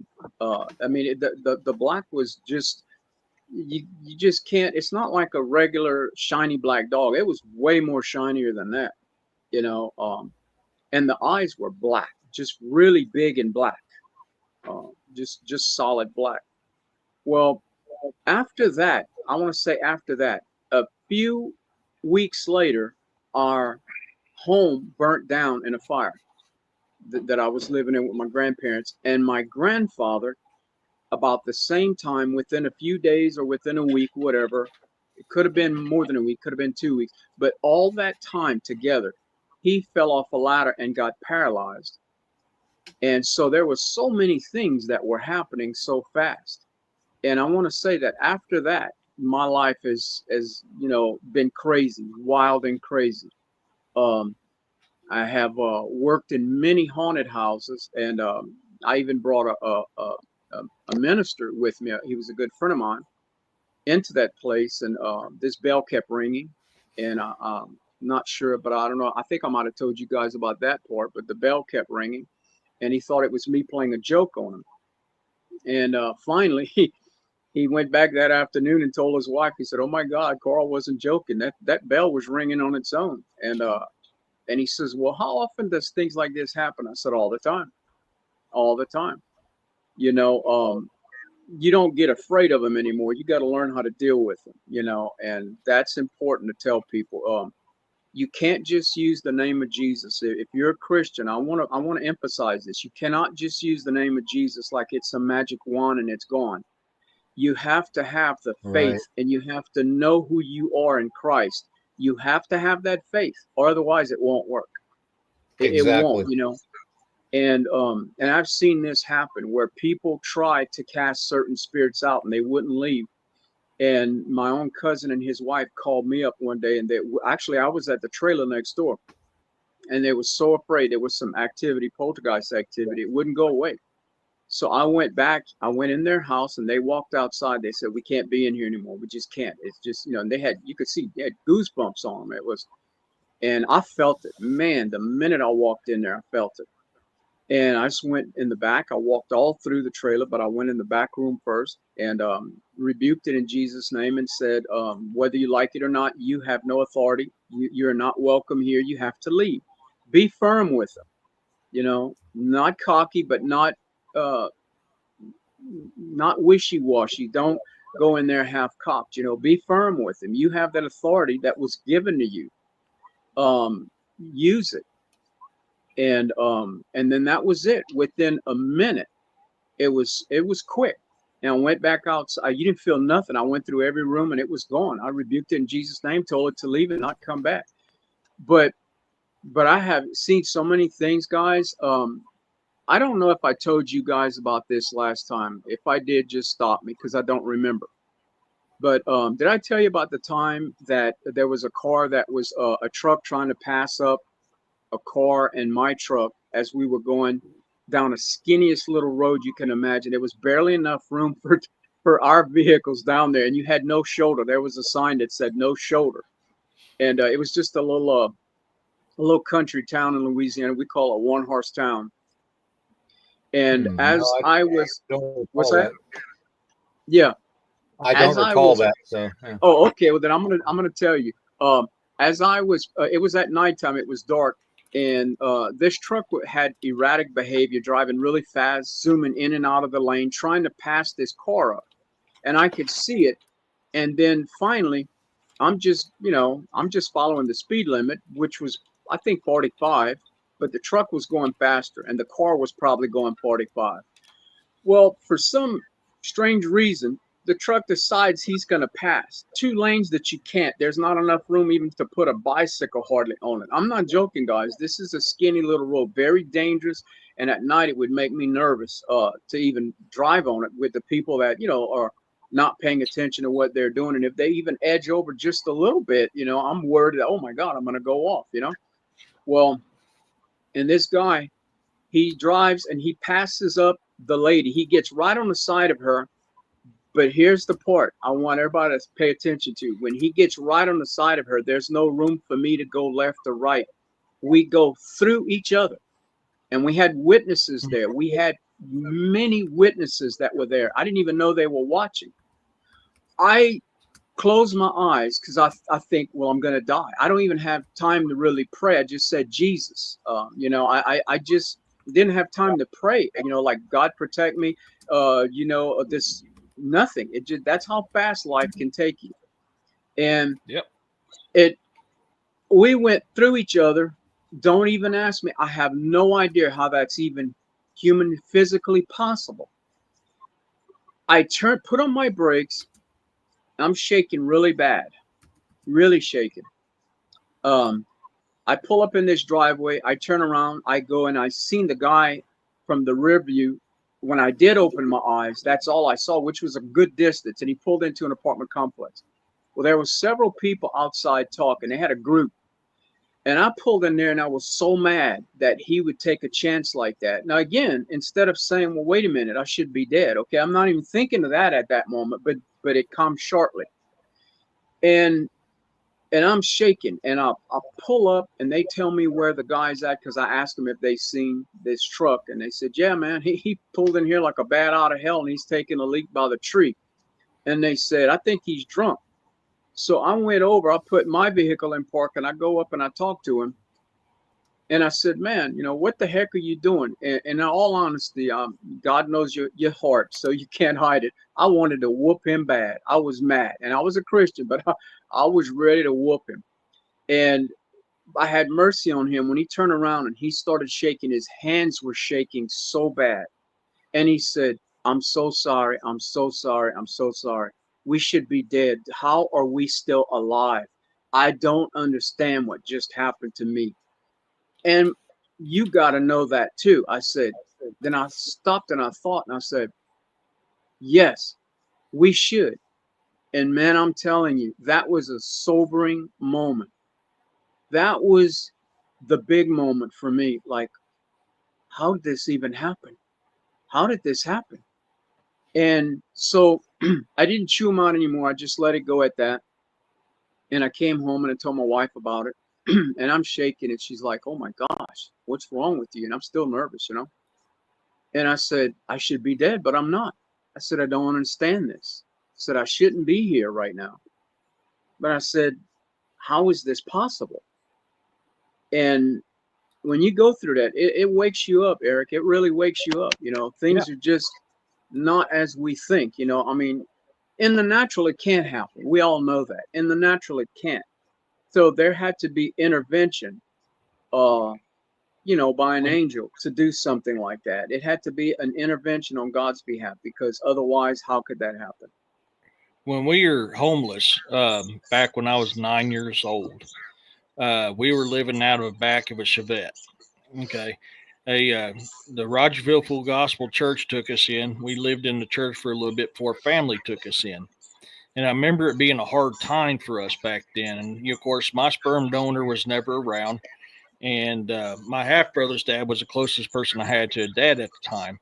And I remember saying, praying to Jesus, going, hey, I need somebody right now. I'm hurting. I woke up the next morning sitting on the couch next to the bunk beds we were sleeping on. I always slept on the top bunk. Sat a man with long flowing hair, a white robe, and a blue sash watching over me. And I said, Jesus, is that you? And he just smiled and disappeared. So I mean, I know, Yeshua exists. I've seen him with my own eyes twice. So I believe what you're saying on that. Absolutely. Eric, my grandmother raised me when I was a kid. Um, Honestly, I didn't really know where I lived at because my grandparents raised me, but I was there for a while. Then for a while, I'd be back with my parents. Then I would be in Galveston, Texas, where my grandmother lives at, and then I would be in Denham Springs. And I would go back and forth and back and forth and back and forth. That it was very confusing for me. And while that was all happening, I found out later on because I caught my mother and her sisters on the floor. They were playing with a Ouija board. They had a Ouija board, and you know, um, there's a lot of stories I could say, but I won't. But they were doing some things with that Ouija board, and at first I thought it was crazy. I couldn't believe in it. And I was bored. I wanted somebody to come to the park with me, whatever. And man, nobody had time.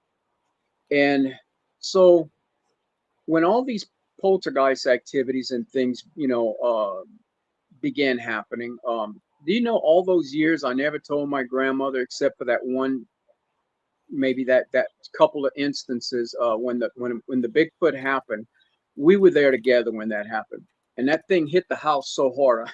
I told you that last time, but I just remembered it. It hit the house so darn hard. I was in the kitchen standing at the snack bar, and that's when I ran over to the window, which I didn't have many feet to go. It was just right there. But it was hard to sleep.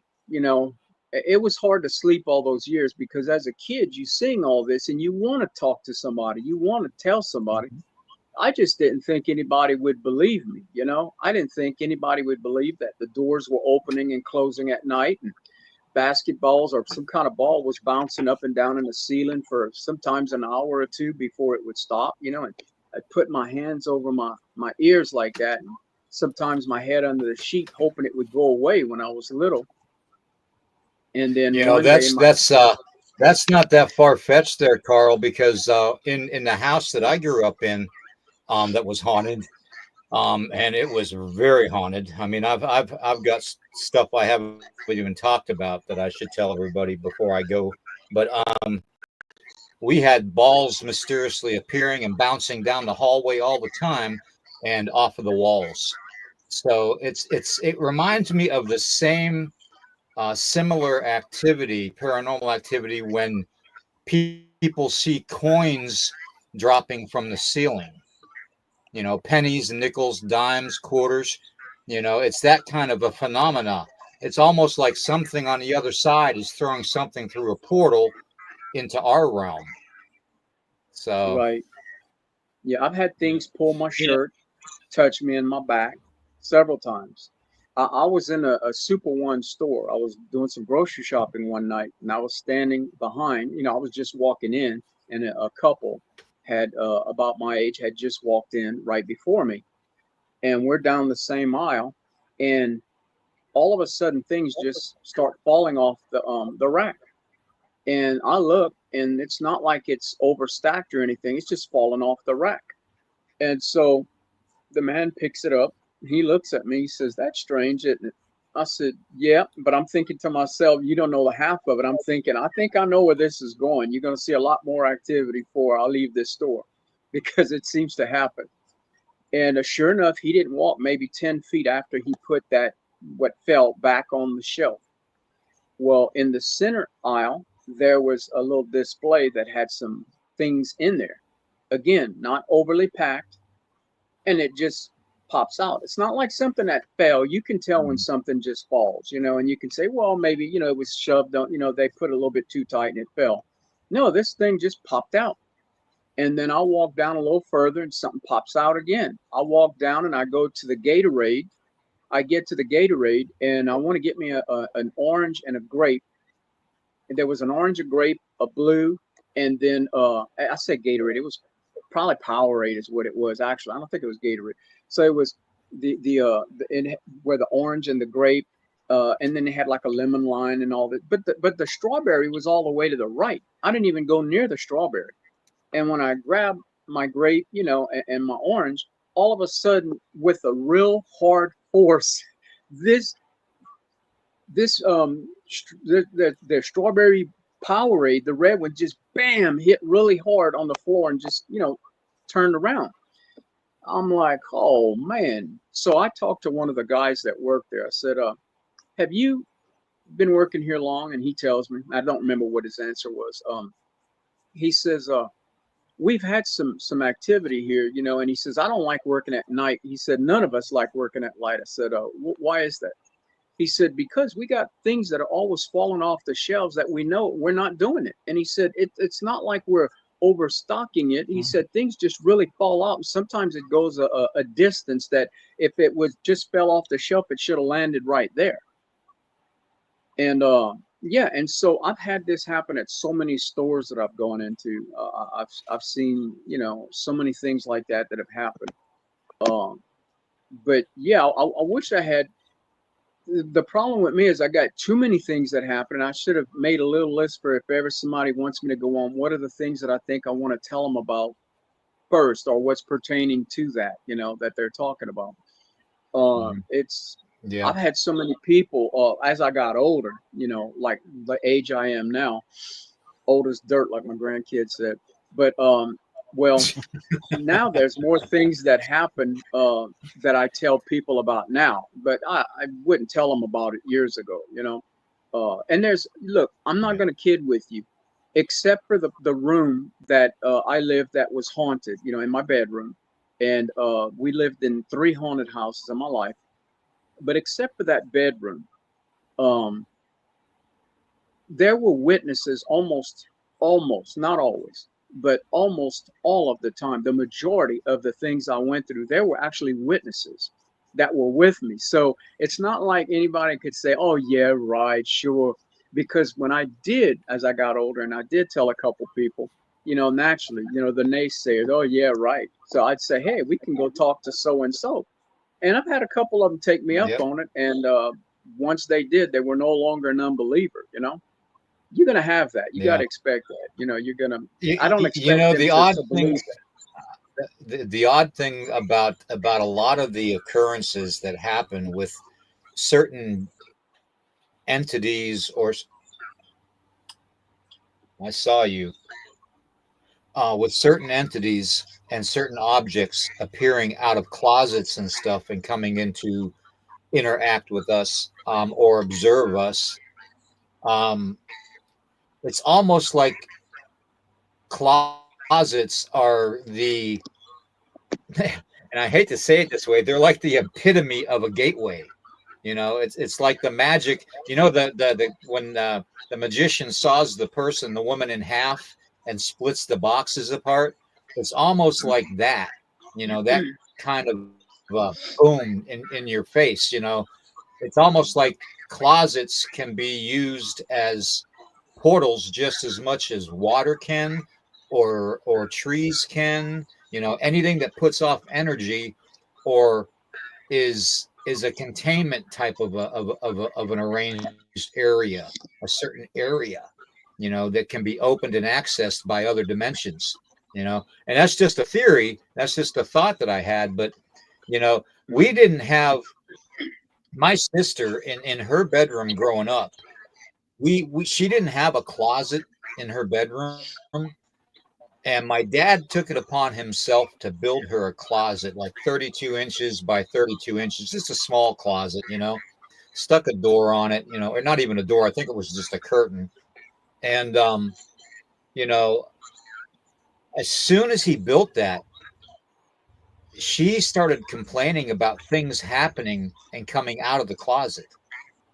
Now, here's the thing, we had the artesian well and the well water underneath our house, okay, where we could take and we could put buckets down in it and pull water out, or we could actually put a pump in it, like my dad did with me one time. He had me go down in it with a rope and pull the pump out because it broke. Um, but that closet was built over top of that well, the next story up. So, did the water have something to do with the conductivity of opening a portal in that closet? It's a possibility. Well, you got to consider too how portals are made. You got to have the right type of magic knowledge, and you got to have the right frequency to operate it correctly. You can form a portal wherever you want, but you got to have the Oh, right I've done it. knowledge and that type of magic in that right frequency. Yeah, yeah. I mean, I've done it in ceremony. I've opened portals in ceremony, and you know, I've talked about using your energy, you know, your field that you have around you, to induce openings, or interactions through, you know, openings, whether you call it a vortex, a portal, a gateway, whatever you want to call it, you know. But you know, there is a certain connection that a lot of very spiritual or supernatural things and paranormal things happen closely to water. And I can't, you know, I can't get, it's like I'm always being led back to the water thing, because water, you know, it retains memory, it retains frequency, it puts off vibration, you know. It is Yeah. it is the most common mode of transportation for the supernatural high. I call them supernatural highways, you know, rivers, streams, you know, any body of water. I call it a supernatural highway because it is. It's almost like in that the reason that the waters were separated, you know, in the biblical aspect of it, as above so below, you know, was separated for a reason. And now that reason, that separation, that screen, that barrier has been completely removed, and, and these entities are coming through or sending objects through into our realm at an Yeah. exponential rate. So Right. Well, I that's mean, you just got my to consider too. If you go into a portal without the right frequency key, look what happens to you. I mean, portals ain't nothing to jack around with. And when it comes to water, think about it. Water is a great conductor of energy. It's a great conductor of paranormal activity. Water is one of the best solvents and lubricants you can get. Water cools stuff. Water is the only element that can be a liquid, solid, and a gas. I mean, there's you so said much. lubricant. Water is the lifeblood of Mother Earth. It's important. It's sacred to many cultures, even here in U.S. with the natives. Water has a lot of power and a lot of meaning. Has been symbolized for years, even in Christianity. So there's a lot to deal with water. Hey, Eric, I don't know if I told you this, but I want to share this with everybody. I may have told you this. I don't remember, guys. um, when I was when Hurricane Ivan had come to the coast and hit Alabama, and maybe even I don't know if it was Florida, Mississippi. Usually, when the hurricane hits, it's not always one state. Sometimes a next state next to it gets a little bit of it. But I went to work out there. They were looking for some contractors to go and work out there for Hurricane Ivan, and so I went out there and I says, "Well, I can't be out there long," but I didn't have anything going. I had finished up all my work actually at that time, so I said, "Yeah, sure," you know. And so I went out there, and we're out there doing some work. Uh, but we were on the Florida side, and we left from the Florida side to go to the Alabama side because in Florida, the as we were helping everybody that we could help. We were helping. We even did work for people. They were very, very, very wealthy, and we know they could afford it. They wanted us to come there and do it, but we did a job or nothing just to help them out. Did what we could.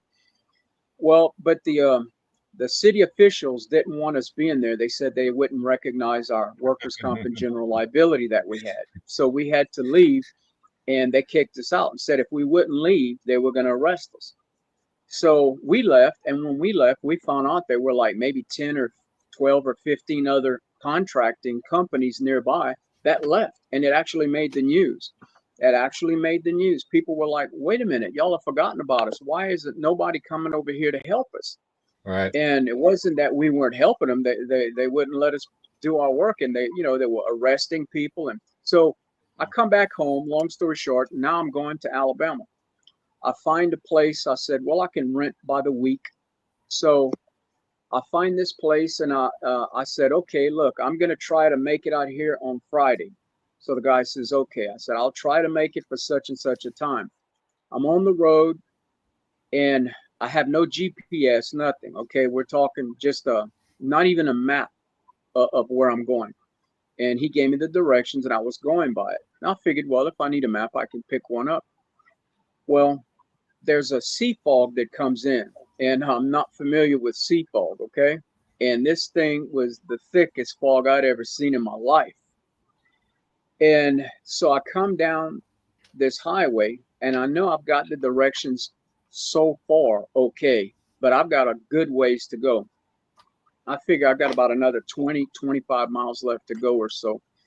And I go down this road, and I said, I think this is the road he's telling me, but I can't even really see the sign. I was going by a marker that he told me to look for. But once you got down that road, you're getting closer to the water. And by this point, there's no seeing anything. I mean, you couldn't see anything. When I say nothing, I mean nothing. You know, that was that scared me more than all the poltergeists that I'd ever dealt with in my life. I'll tell you the truth. It was scary. So what I what I end up doing is I see a light down the road, and I said, "Listen, I'm just gonna call the guy and tell him I can't be there tonight. I'll just have to show up in the morning." I figured let the fog burn off and whatever. So I seen there was a light at this house, and I had been driving 12 miles down the road, and all I saw was one store that was closed. So the store is closed. You hear that noise? The hell? Yeah, it's like getting overpowering in my ear. That's why they take a headphone out. So anyway, It I just go down went the on. road. I It heard just that. went on. It Yeah, just went on and off by itself. That, yeah. that is, I don't even have an app on here to do that. I've got the Donna app, but that app isn't even opened on my phone. That's weird. Because my So phone, actually, I have the internet, the Wi-Fi, and everything, and even the Bluetooth turned off on my phone, so it won't interfere with the broadcast. so you guys heard it for a few seconds before you did hear it. It had played for more than just 3 or 4 seconds. I mean, I was Oh hearing yeah, it for a little bit. Yeah. yeah. Because you Okay. stopped a few times when you're in your talk going. I mean, shortly after it started. Yeah, I Well, have I've my been volume I've been all the way. seeing stuff in here. I've been seeing stuff in here going across the ceiling and everything here for the last. Well, I mean, I've been going in and out of the camera shot because I'm trying to freaking investigate it while I'm doing the podcast. So Well, I'm gonna finish my story, and are you guys still there? Okay, yeah, there you go. Just want to make sure nothing picked yeah, you guys up. Okay, but No, I'm now, catching up on the comments. so as I'm going down the road, and again, it's dark and it's very very foggy, that thick sea fog. So I see this light on, and I had been going about 12 miles down the road, and all I've seen down that road, it was country come to town. There was a store that was closed. And so I see a light, and I said, "Listen, I'm just going to get down and ask these people if it's okay if I can if I can just sleep in the driveway in my truck." So I go to the door, I get down, and this guy comes to the door, and he checks with somebody. He says, "Yeah, man, sure, just sleep in your truck. Where you from?" And I told him, and he said, "Yeah, it's okay." So they come back about 10 minutes later. He says, "Hey, what is your name?" So I tell him what my name is. He says, "Wait." So he goes inside. So another man comes to the door, and he's waving at me, "Come on in." So I go there, and I said, "Yes, sir. What can I help you with?" He says, "Well, Carl, we've been waiting on you." And I said, "Wait a minute. What do you mean you're waiting on me?" I said, "Is this Bob?" He said, "Yeah, this is Bob." Man, I'm like, wait a minute. How did I go that many miles? I thought I had like another 15 miles at least, if not more, to go for sure. And I didn't realize that there I am. I'm right there, and right there in the driveway of where I was supposed to be. That was interesting right there when you think about it. That was very interesting. Um, that God is with you. Sometimes things happen, and it might seem like on a small scale, but don't look at it as it's a small thing. Not everything's going to be a big miracle or some big helping from God. Sometimes it's the little things that happen. Like a song says that I heard many years ago. It says, "I was walking and it was footprints in the sand." It's called. This man been praying Hmm. out, needing some help, and when he looks back and he sees only one set of footprints, and he's wondering why God wasn't there, and God tells him at that time it was then that I carried you. It just makes you really Hmm. stop and think about these things. Take Oh, yeah. just the good and the big and the little. Well, it's like William and I have talked about several times. We're both big believers in Yahuwah and Yeshua, big believers. And I'm also one of those types that believe, when he says, "I am a God of many names," I don't mean just what the Bible talks about. I think True. he is known for many cultures under that name as well.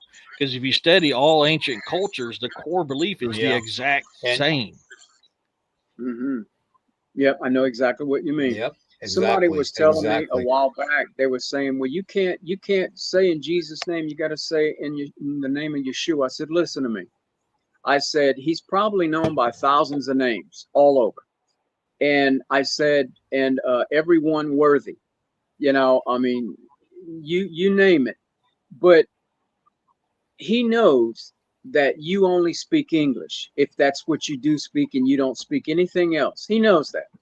And so if you call him Jesus, then he'll answer to that. How many of us call our grandmother by her name, or we'll call her Nana, or we'll call her Mama, or whatever, but she still knows when she's being spoken to. Well, it's the same way, he knows. He knows when we're talking to him.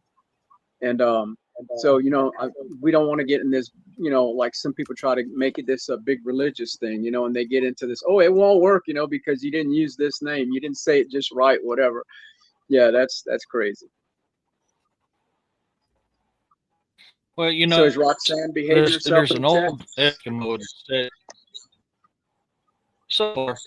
Oh, there's an Eskimo that said something that really rings true to me still to this day. A missionary had went up there and met this Eskimo and was telling him about God and Jesus.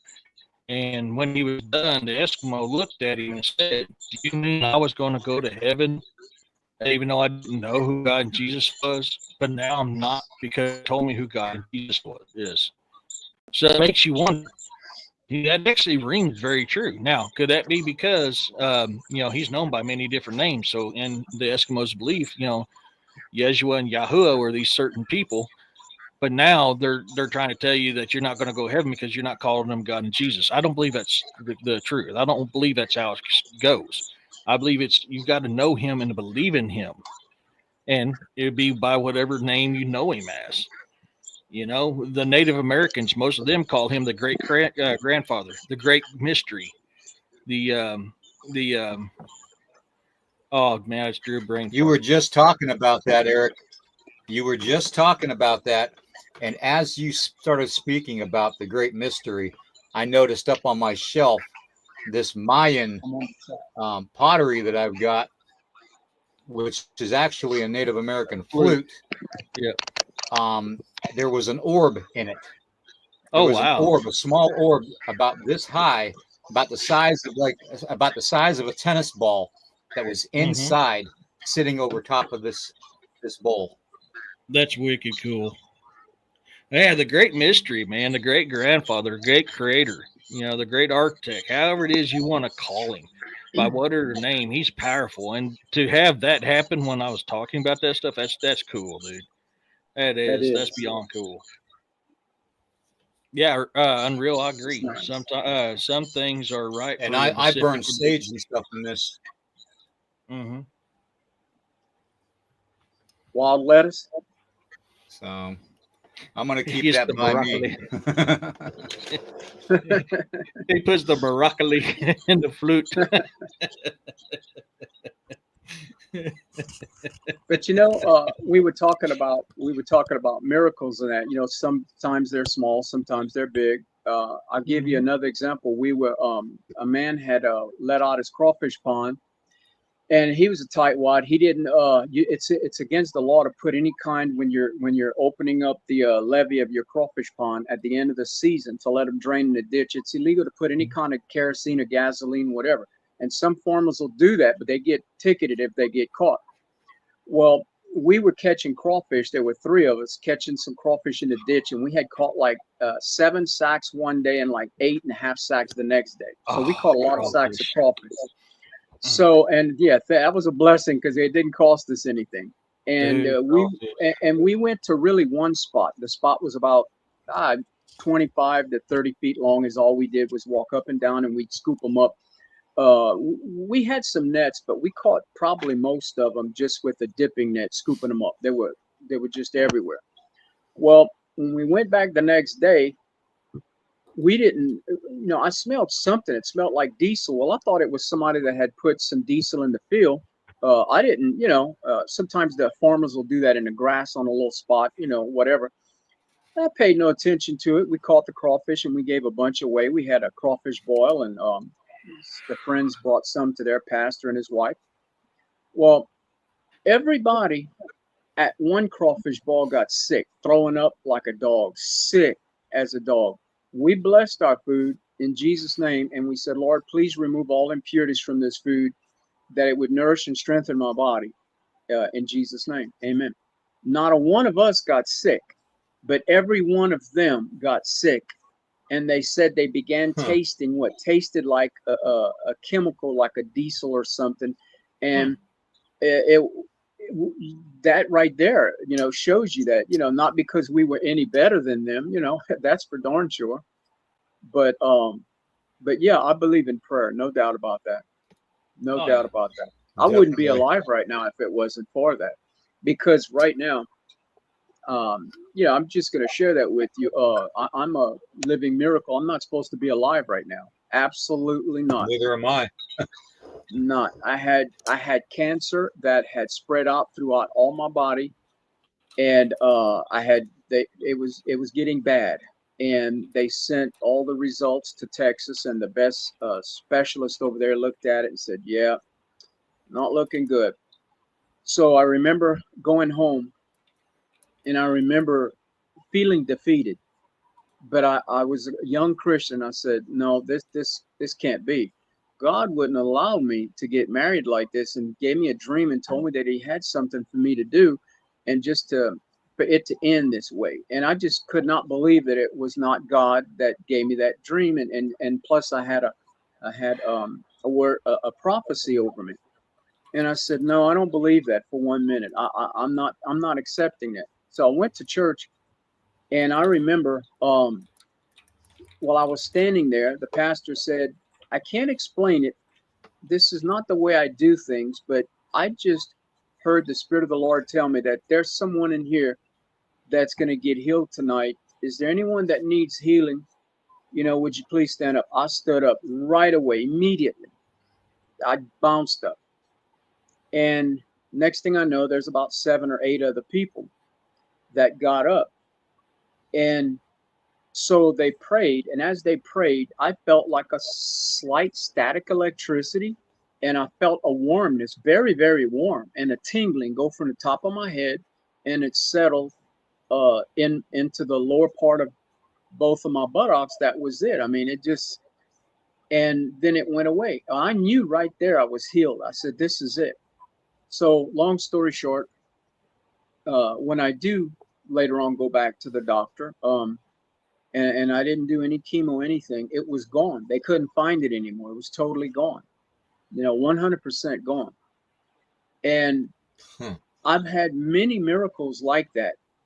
I want y'all to know, guys, I've had many miracles like that. I'm trying to encourage y'all. And God doesn't always answer the way you want, in the time that you want, in the way that you think He's going to.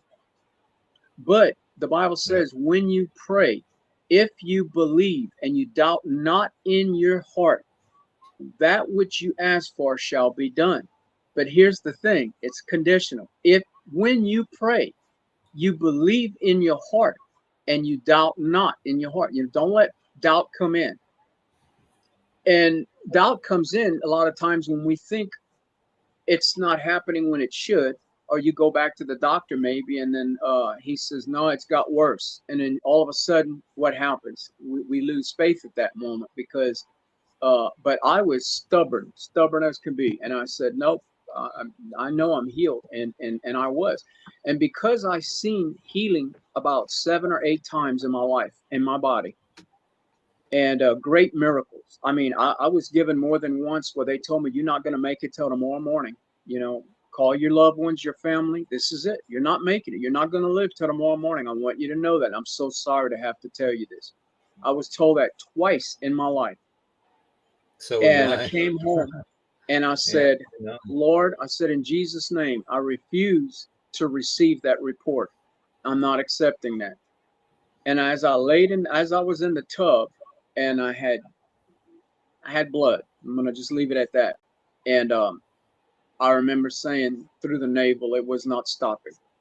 And I remember saying it was a rare condition that most doctors have never even heard of.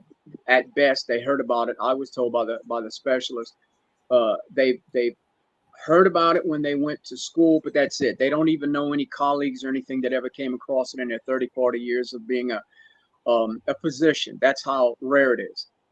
And but I told the Lord, I said, if you would heal me, I said, you're still Lord and King of Kings, regardless whether you heal me or not.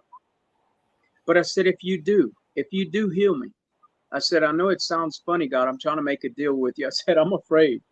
I said, I don't want to die. I said, but because I believe there's so much left that I need to do. And I said, but if you choose not to heal me, you're still Lord of my life. But if you Yeah. do, I will never be ashamed of you, not before any man, not before any church. I'll get kicked out of churches for you. I'll spread the gospel. I don't care if people get mad or if they don't. It makes no difference. But I won't be ashamed. Because the Bible said, if you're ashamed of me before man, I'll be ashamed of you before the Father. You know, You know, it that's something just we need to occurred think to about. me. It just completely occurred to me just now with you talking about that. Um, that the water connection that I talk about so much, and I Right. reference the book of Genesis. You know, when I talk about the water, you know, water was the only thing that was in the universes before creation. So what if all the spiritually charged activity from water and the paranormal stuff that happens is a direct result of the creator of Heavenly Father um, being his existence, his source, his energy is within the water. Mhm. You know, if people don't believe, I remember, um, a pastor shared a story of something happened to a local little girl here in this area. She, so her father was a not so pleasant man and wasn't pleasant towards her, wasn't pleasant towards her mom. Well, one day he was on the liquid courage and wasn't being so pleasant, and the little girl hid behind the couch. And with everything that happened, nothing good came out of it. We'll leave it at that. So when the local, law enforcement came by, they were talking to her, and they said, "Well, how scared were you?" And she goes, I wasn't scared. I wasn't alone. There was someone here with me behind this couch." And it come to find out, Jesus was with her behind that couch when things were going on, keeping her calm and keeping her safe from what her father was doing. All harm. Yeah. And she ended up Yeah. going to a better home, and I think it was one of her family members, if I remember correctly. So I mean, that shows you the power that Yeshua has for his, Yeah. for his people. That's right. He kept Yeah. that little girl safe with all the tragedy that happened that night, and I mean, And that that's shows the you. reason we need to be strong in our faith. You know, our Mhm. faith is everything. Our faith and our resilient nature that God gave us, that the Creator gave us, makes us susceptible to having other spiritually influences in our lives and occurrences. And it's almost like it's a test of our faith every time we have something like that happen. That's better. You know, whether it's a red-eyed Bigfoot you see, or a red-eyed dog man, or a ghost, or the Grim Reaper, whatever you want to call it. You know, whenever there's something supernaturally negative that happens in our lives, it's like God is testing us on our faith in Him, the Creator, and all of His glory and protection over us. And if faith and stand in that faith, you know, that's that we fail the test. Sorry, guys, my phone's moving around, and I don't mean to do that. I don't Fine. have it on anything right now. I need to get something to do that. I need to put it on something. But anyway, So I turned it to the side like this because my hand was getting tired of holding it the way Yeah, I had it backwards. as I was talking about the faith and everything, oh, there goes the camera. Camera's just one. You know, what's funny was when Carl was sharing, all of a sudden on my YouTube, I've got the show pulled up on my YouTube so I can message under my name. It completely backed out and I had to get back in. That's why I was going like it's because somehow the YouTube channel dropped out and put me back to my homepage.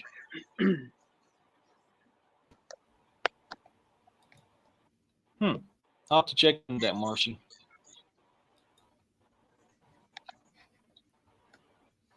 So you got someone else that's All right, ready to I'm come back. over? Hey, Jessica. We're already almost at 2.5 hours. Yeah, I think Cody? we might want to.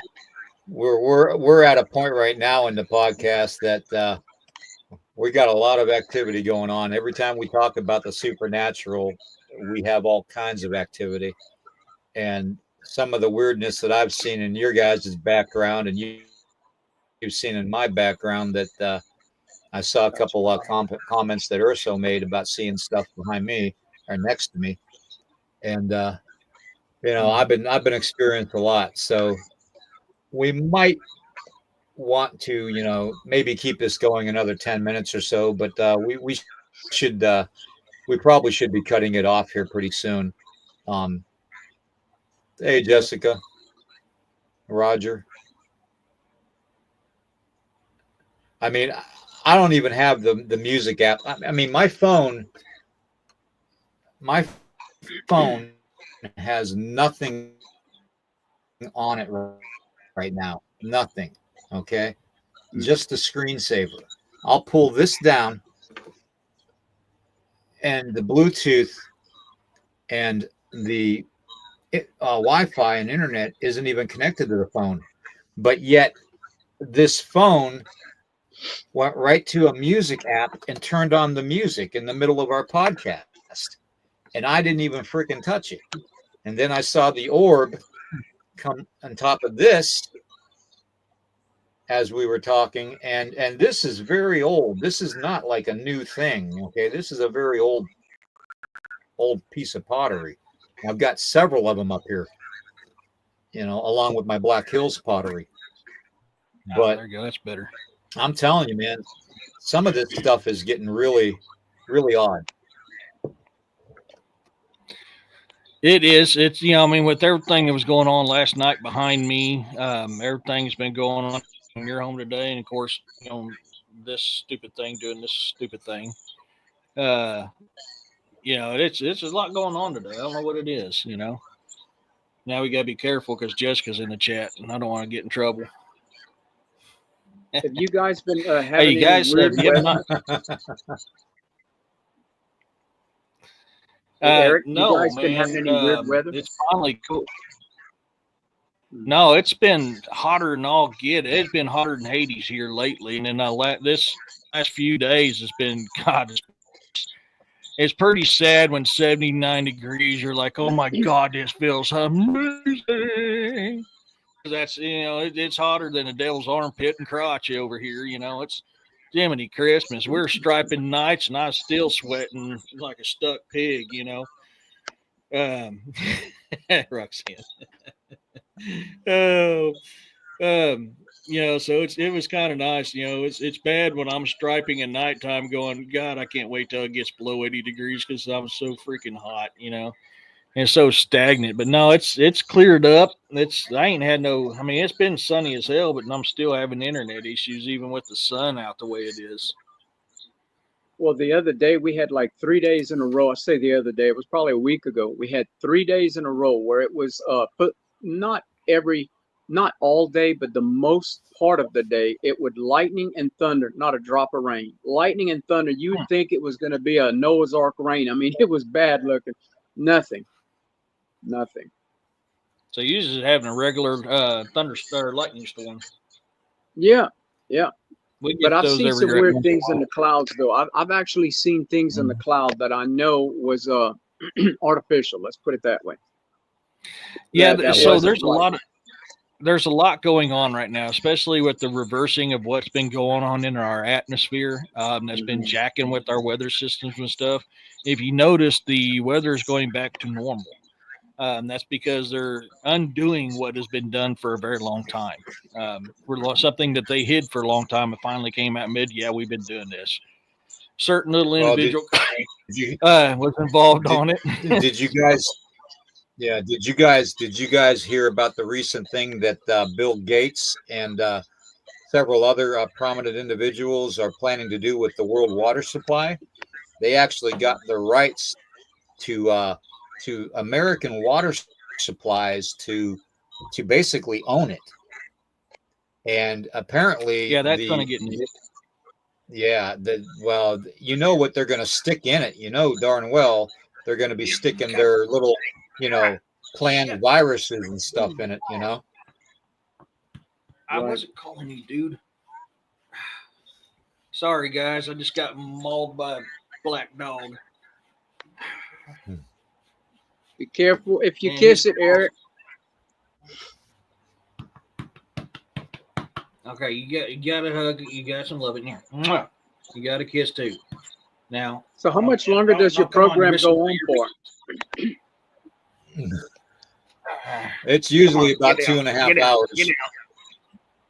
Ah, my ears, dude.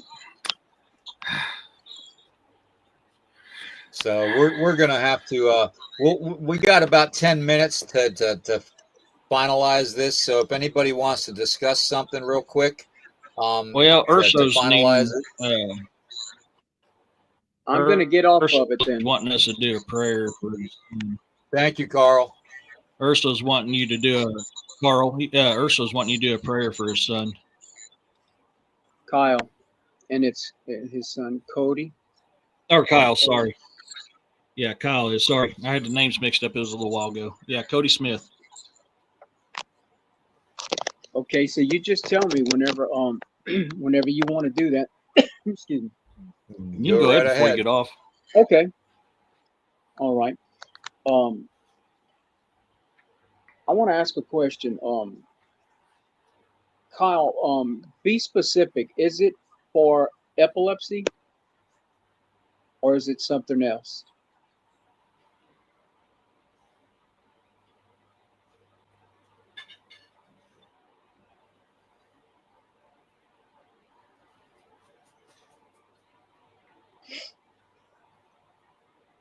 And I can't see the chat where I'm at right here. So if you guys see it, any answers, yeah. let me know. Yeah. Yeah, 'cause I don't I know. haven't seen him say what it's for. Kyle, do you mind saying what the prayer is for, bud?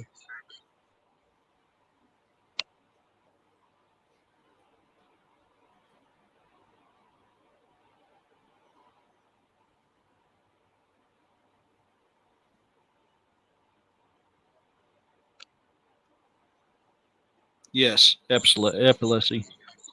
Okay. If I could talk. All right. Heavenly Father, Lord, we come together right now. And Father, we put our faith together. And Lord, I ask you on behalf of Kyle and his son Cody, Lord, I ask that you would meet their needs, Father. Lord, only you know what's causing the epilepsy, where it came from. But we know it's not from you. Lord, we ask you right now, if you would touch Cody, Father, by your divine hand, would you please heal him? Would you please give him peace and rest from this that has come against him? Lord, we ask you this in the mighty name of Jesus. Lord, I ask you, please show yourself to Cody, Father. Show yourself in a mighty way. That, Lord, give him the faith also. Give Kyle, give them the faith to stand and not to receive no for an answer. Lord, you said when we pray, pray without ceasing and pray in our heart. And Kyle, I'm asking you right now that as you're praying also, believe in your heart. Don't doubt, but have faith. Doesn't take a whole lot. It just takes faith. And with that faith right now, Lord, we come to you in Jesus' name and ask that you would heal Cody in Jesus' mighty name. Amen. So Amen. would it be. That your will be done, Lord. Thank you, Carl. Thank you very much, And brother. That meant a lot to Kyle and to Absolutely. Carl and to me and Eric and everybody. I think that Amen. ending this podcast in a prayer is the best thing that we can do today. I really do. Especially with all that's going on in the world today around us. So I want to thank you, brother, for being here, and God Sure, bless glad you, to and be. we love you, man. heck yeah. And Goodbye, everybody. I'm signing up. thank you for delivering my Anytime. package, Carl. I just got it. Anything. Yeah, I had to deliver a package yesterday. What it is I order things on like everyone else, I guess. Sometimes you order things on Amazon, and Mhm. it's not the right size or it's Yeah. not what you want. And so I'm constantly bringing it back. That's what originally started the package thing. I laugh every time I think about that, by the way. But Well, that's funny that you described it that way too, Carl, because it's the same principle with God. Sometimes the Mhm. package is too small, sometimes the package is too big, but you know what? It always gets delivered. there you Yep. go. That's right. Amen. So Well, how do I get out of this thing? I'm trying to remember. Do I hit the? Oh, let's see. Let me go. you Let me can go this I'll way. just remove you from the screen and you can just cancel it out. Okay. There we go.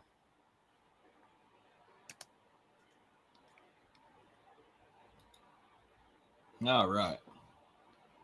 Good. You're welcome, brother. Well, Sorry, I everybody, thought it was her. So I uh, it was so long ago you put that out there. I forgot who it was off the top of my head. yeah. Kyle, you're more than welcome, my friend. All right, you're more than welcome. You're family, man. You know that. We love you. We love everybody in the chat. I want to thank Monisha and Carl and the mods today. You guys are fantastic. Thank you, Urso, Roxanne, and everybody. You all mean a lot to me. Um, Marcy, I saw your comment, and I don't know if it was Marcy or if it was um, who was it? Mary. I'm not sure, but they saw the burst on my left shoulder, and I actually saw it and felt it too. I'm not reacting to it, but you know, it there's a lot to be thankful for, no matter what's happening in this world today, and no matter what we go through. And I think today, if anything, we learned about the attitude of gratitude, and the most powerful, basically, energy in the whole universe and all the dimensions is unconditional love. So, with Mhm. that being said, I'm gonna end this with basically saying we have to question everything, guys. I mean, that's what we do here. Every podcast we do, we question everything, and it's not that we're questioning our faith, but we're questioning because we need answers. And we're not going to get the answers obviously from the people that are in charge. Okay. So we have to seek it ourselves, and that's why we depend upon you guys in the chat so much, because we're all family, you know. So I just want to say I love everybody. Thank you all for being here. Question everything. And I'm not going to be doing a podcast till next Friday night at 11 p.m. Eastern, Into the Red Rabbit Hole again.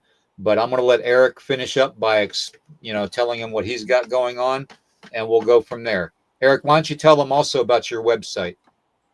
Yep, I'm putting it up in the chat. I've been entered in throughout the night. I have a new website called thebizarreandtheunknown.org. That's the link there in the chat. It'll give you direct access to my books, all my social media stuff. I've still got some work to it, but I got a couple parts of it done last night, so it is up and running. I got a new URL code directly to my Amazon author page. That's what It'll be in there as well if you click the Amazon icon at the bottom. So that's up and going. Tonight, we're going to be looking into old. I'm talking about from late 1700 newspaper clippings of witch trials, basically, how people determined if someone was a witch or not. And we're going to kind of dive into it on where I think they went wrong on some of that stuff and try to figure out what their mindset was at the time and why they were thinking that because of what they were told. So that's going to be tonight's show on the Bizarre and the Unknown on YouTube at 6 o'clock Central Standard Time.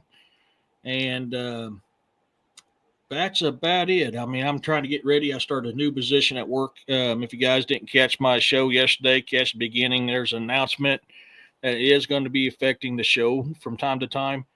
So that was on last night's show at the beginning. With that being said, that's pretty much what I got going on. All right. And I'm gonna play a couple songs that I did.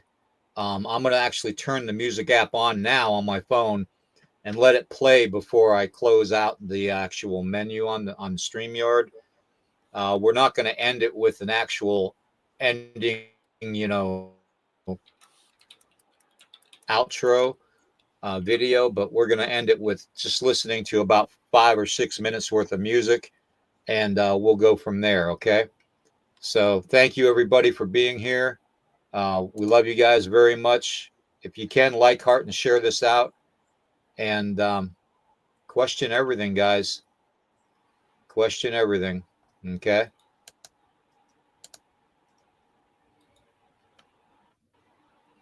Let me get up here and do this. I got to put this up. All right.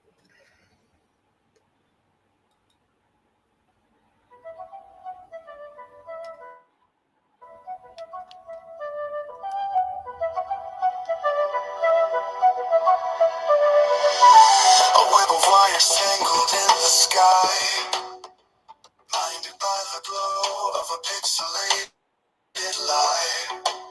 Can you hear the hum? The endless drone is the code, the cage, a hollow throne.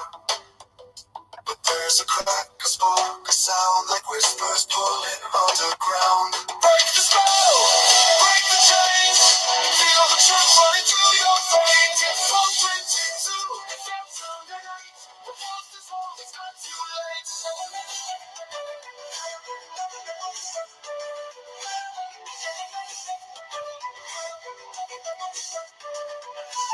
Electric shadows dance across the floor.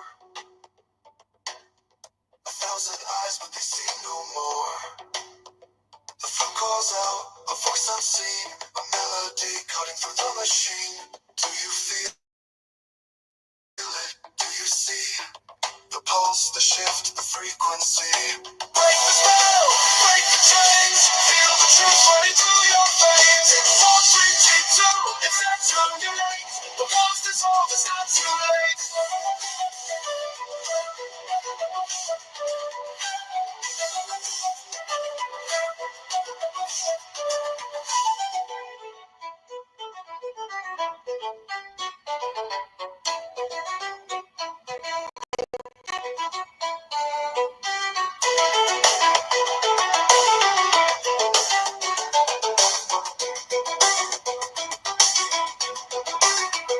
Break the spell, break the chains, feel the truth running through your veins. In 432, we thought too late. The walls dissolve, it's not too late. Break the spell, break the chains, feel the truth running through your veins. In 432, it's not too late. The walls dissolve, it's not too late.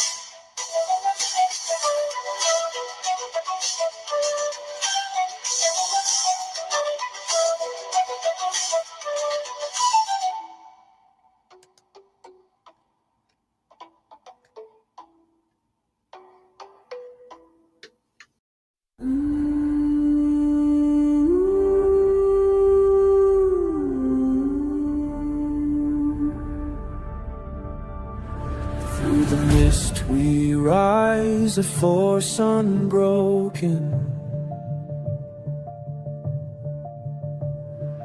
with banners high and hearts awoken. The sound of pipes, our war is calling.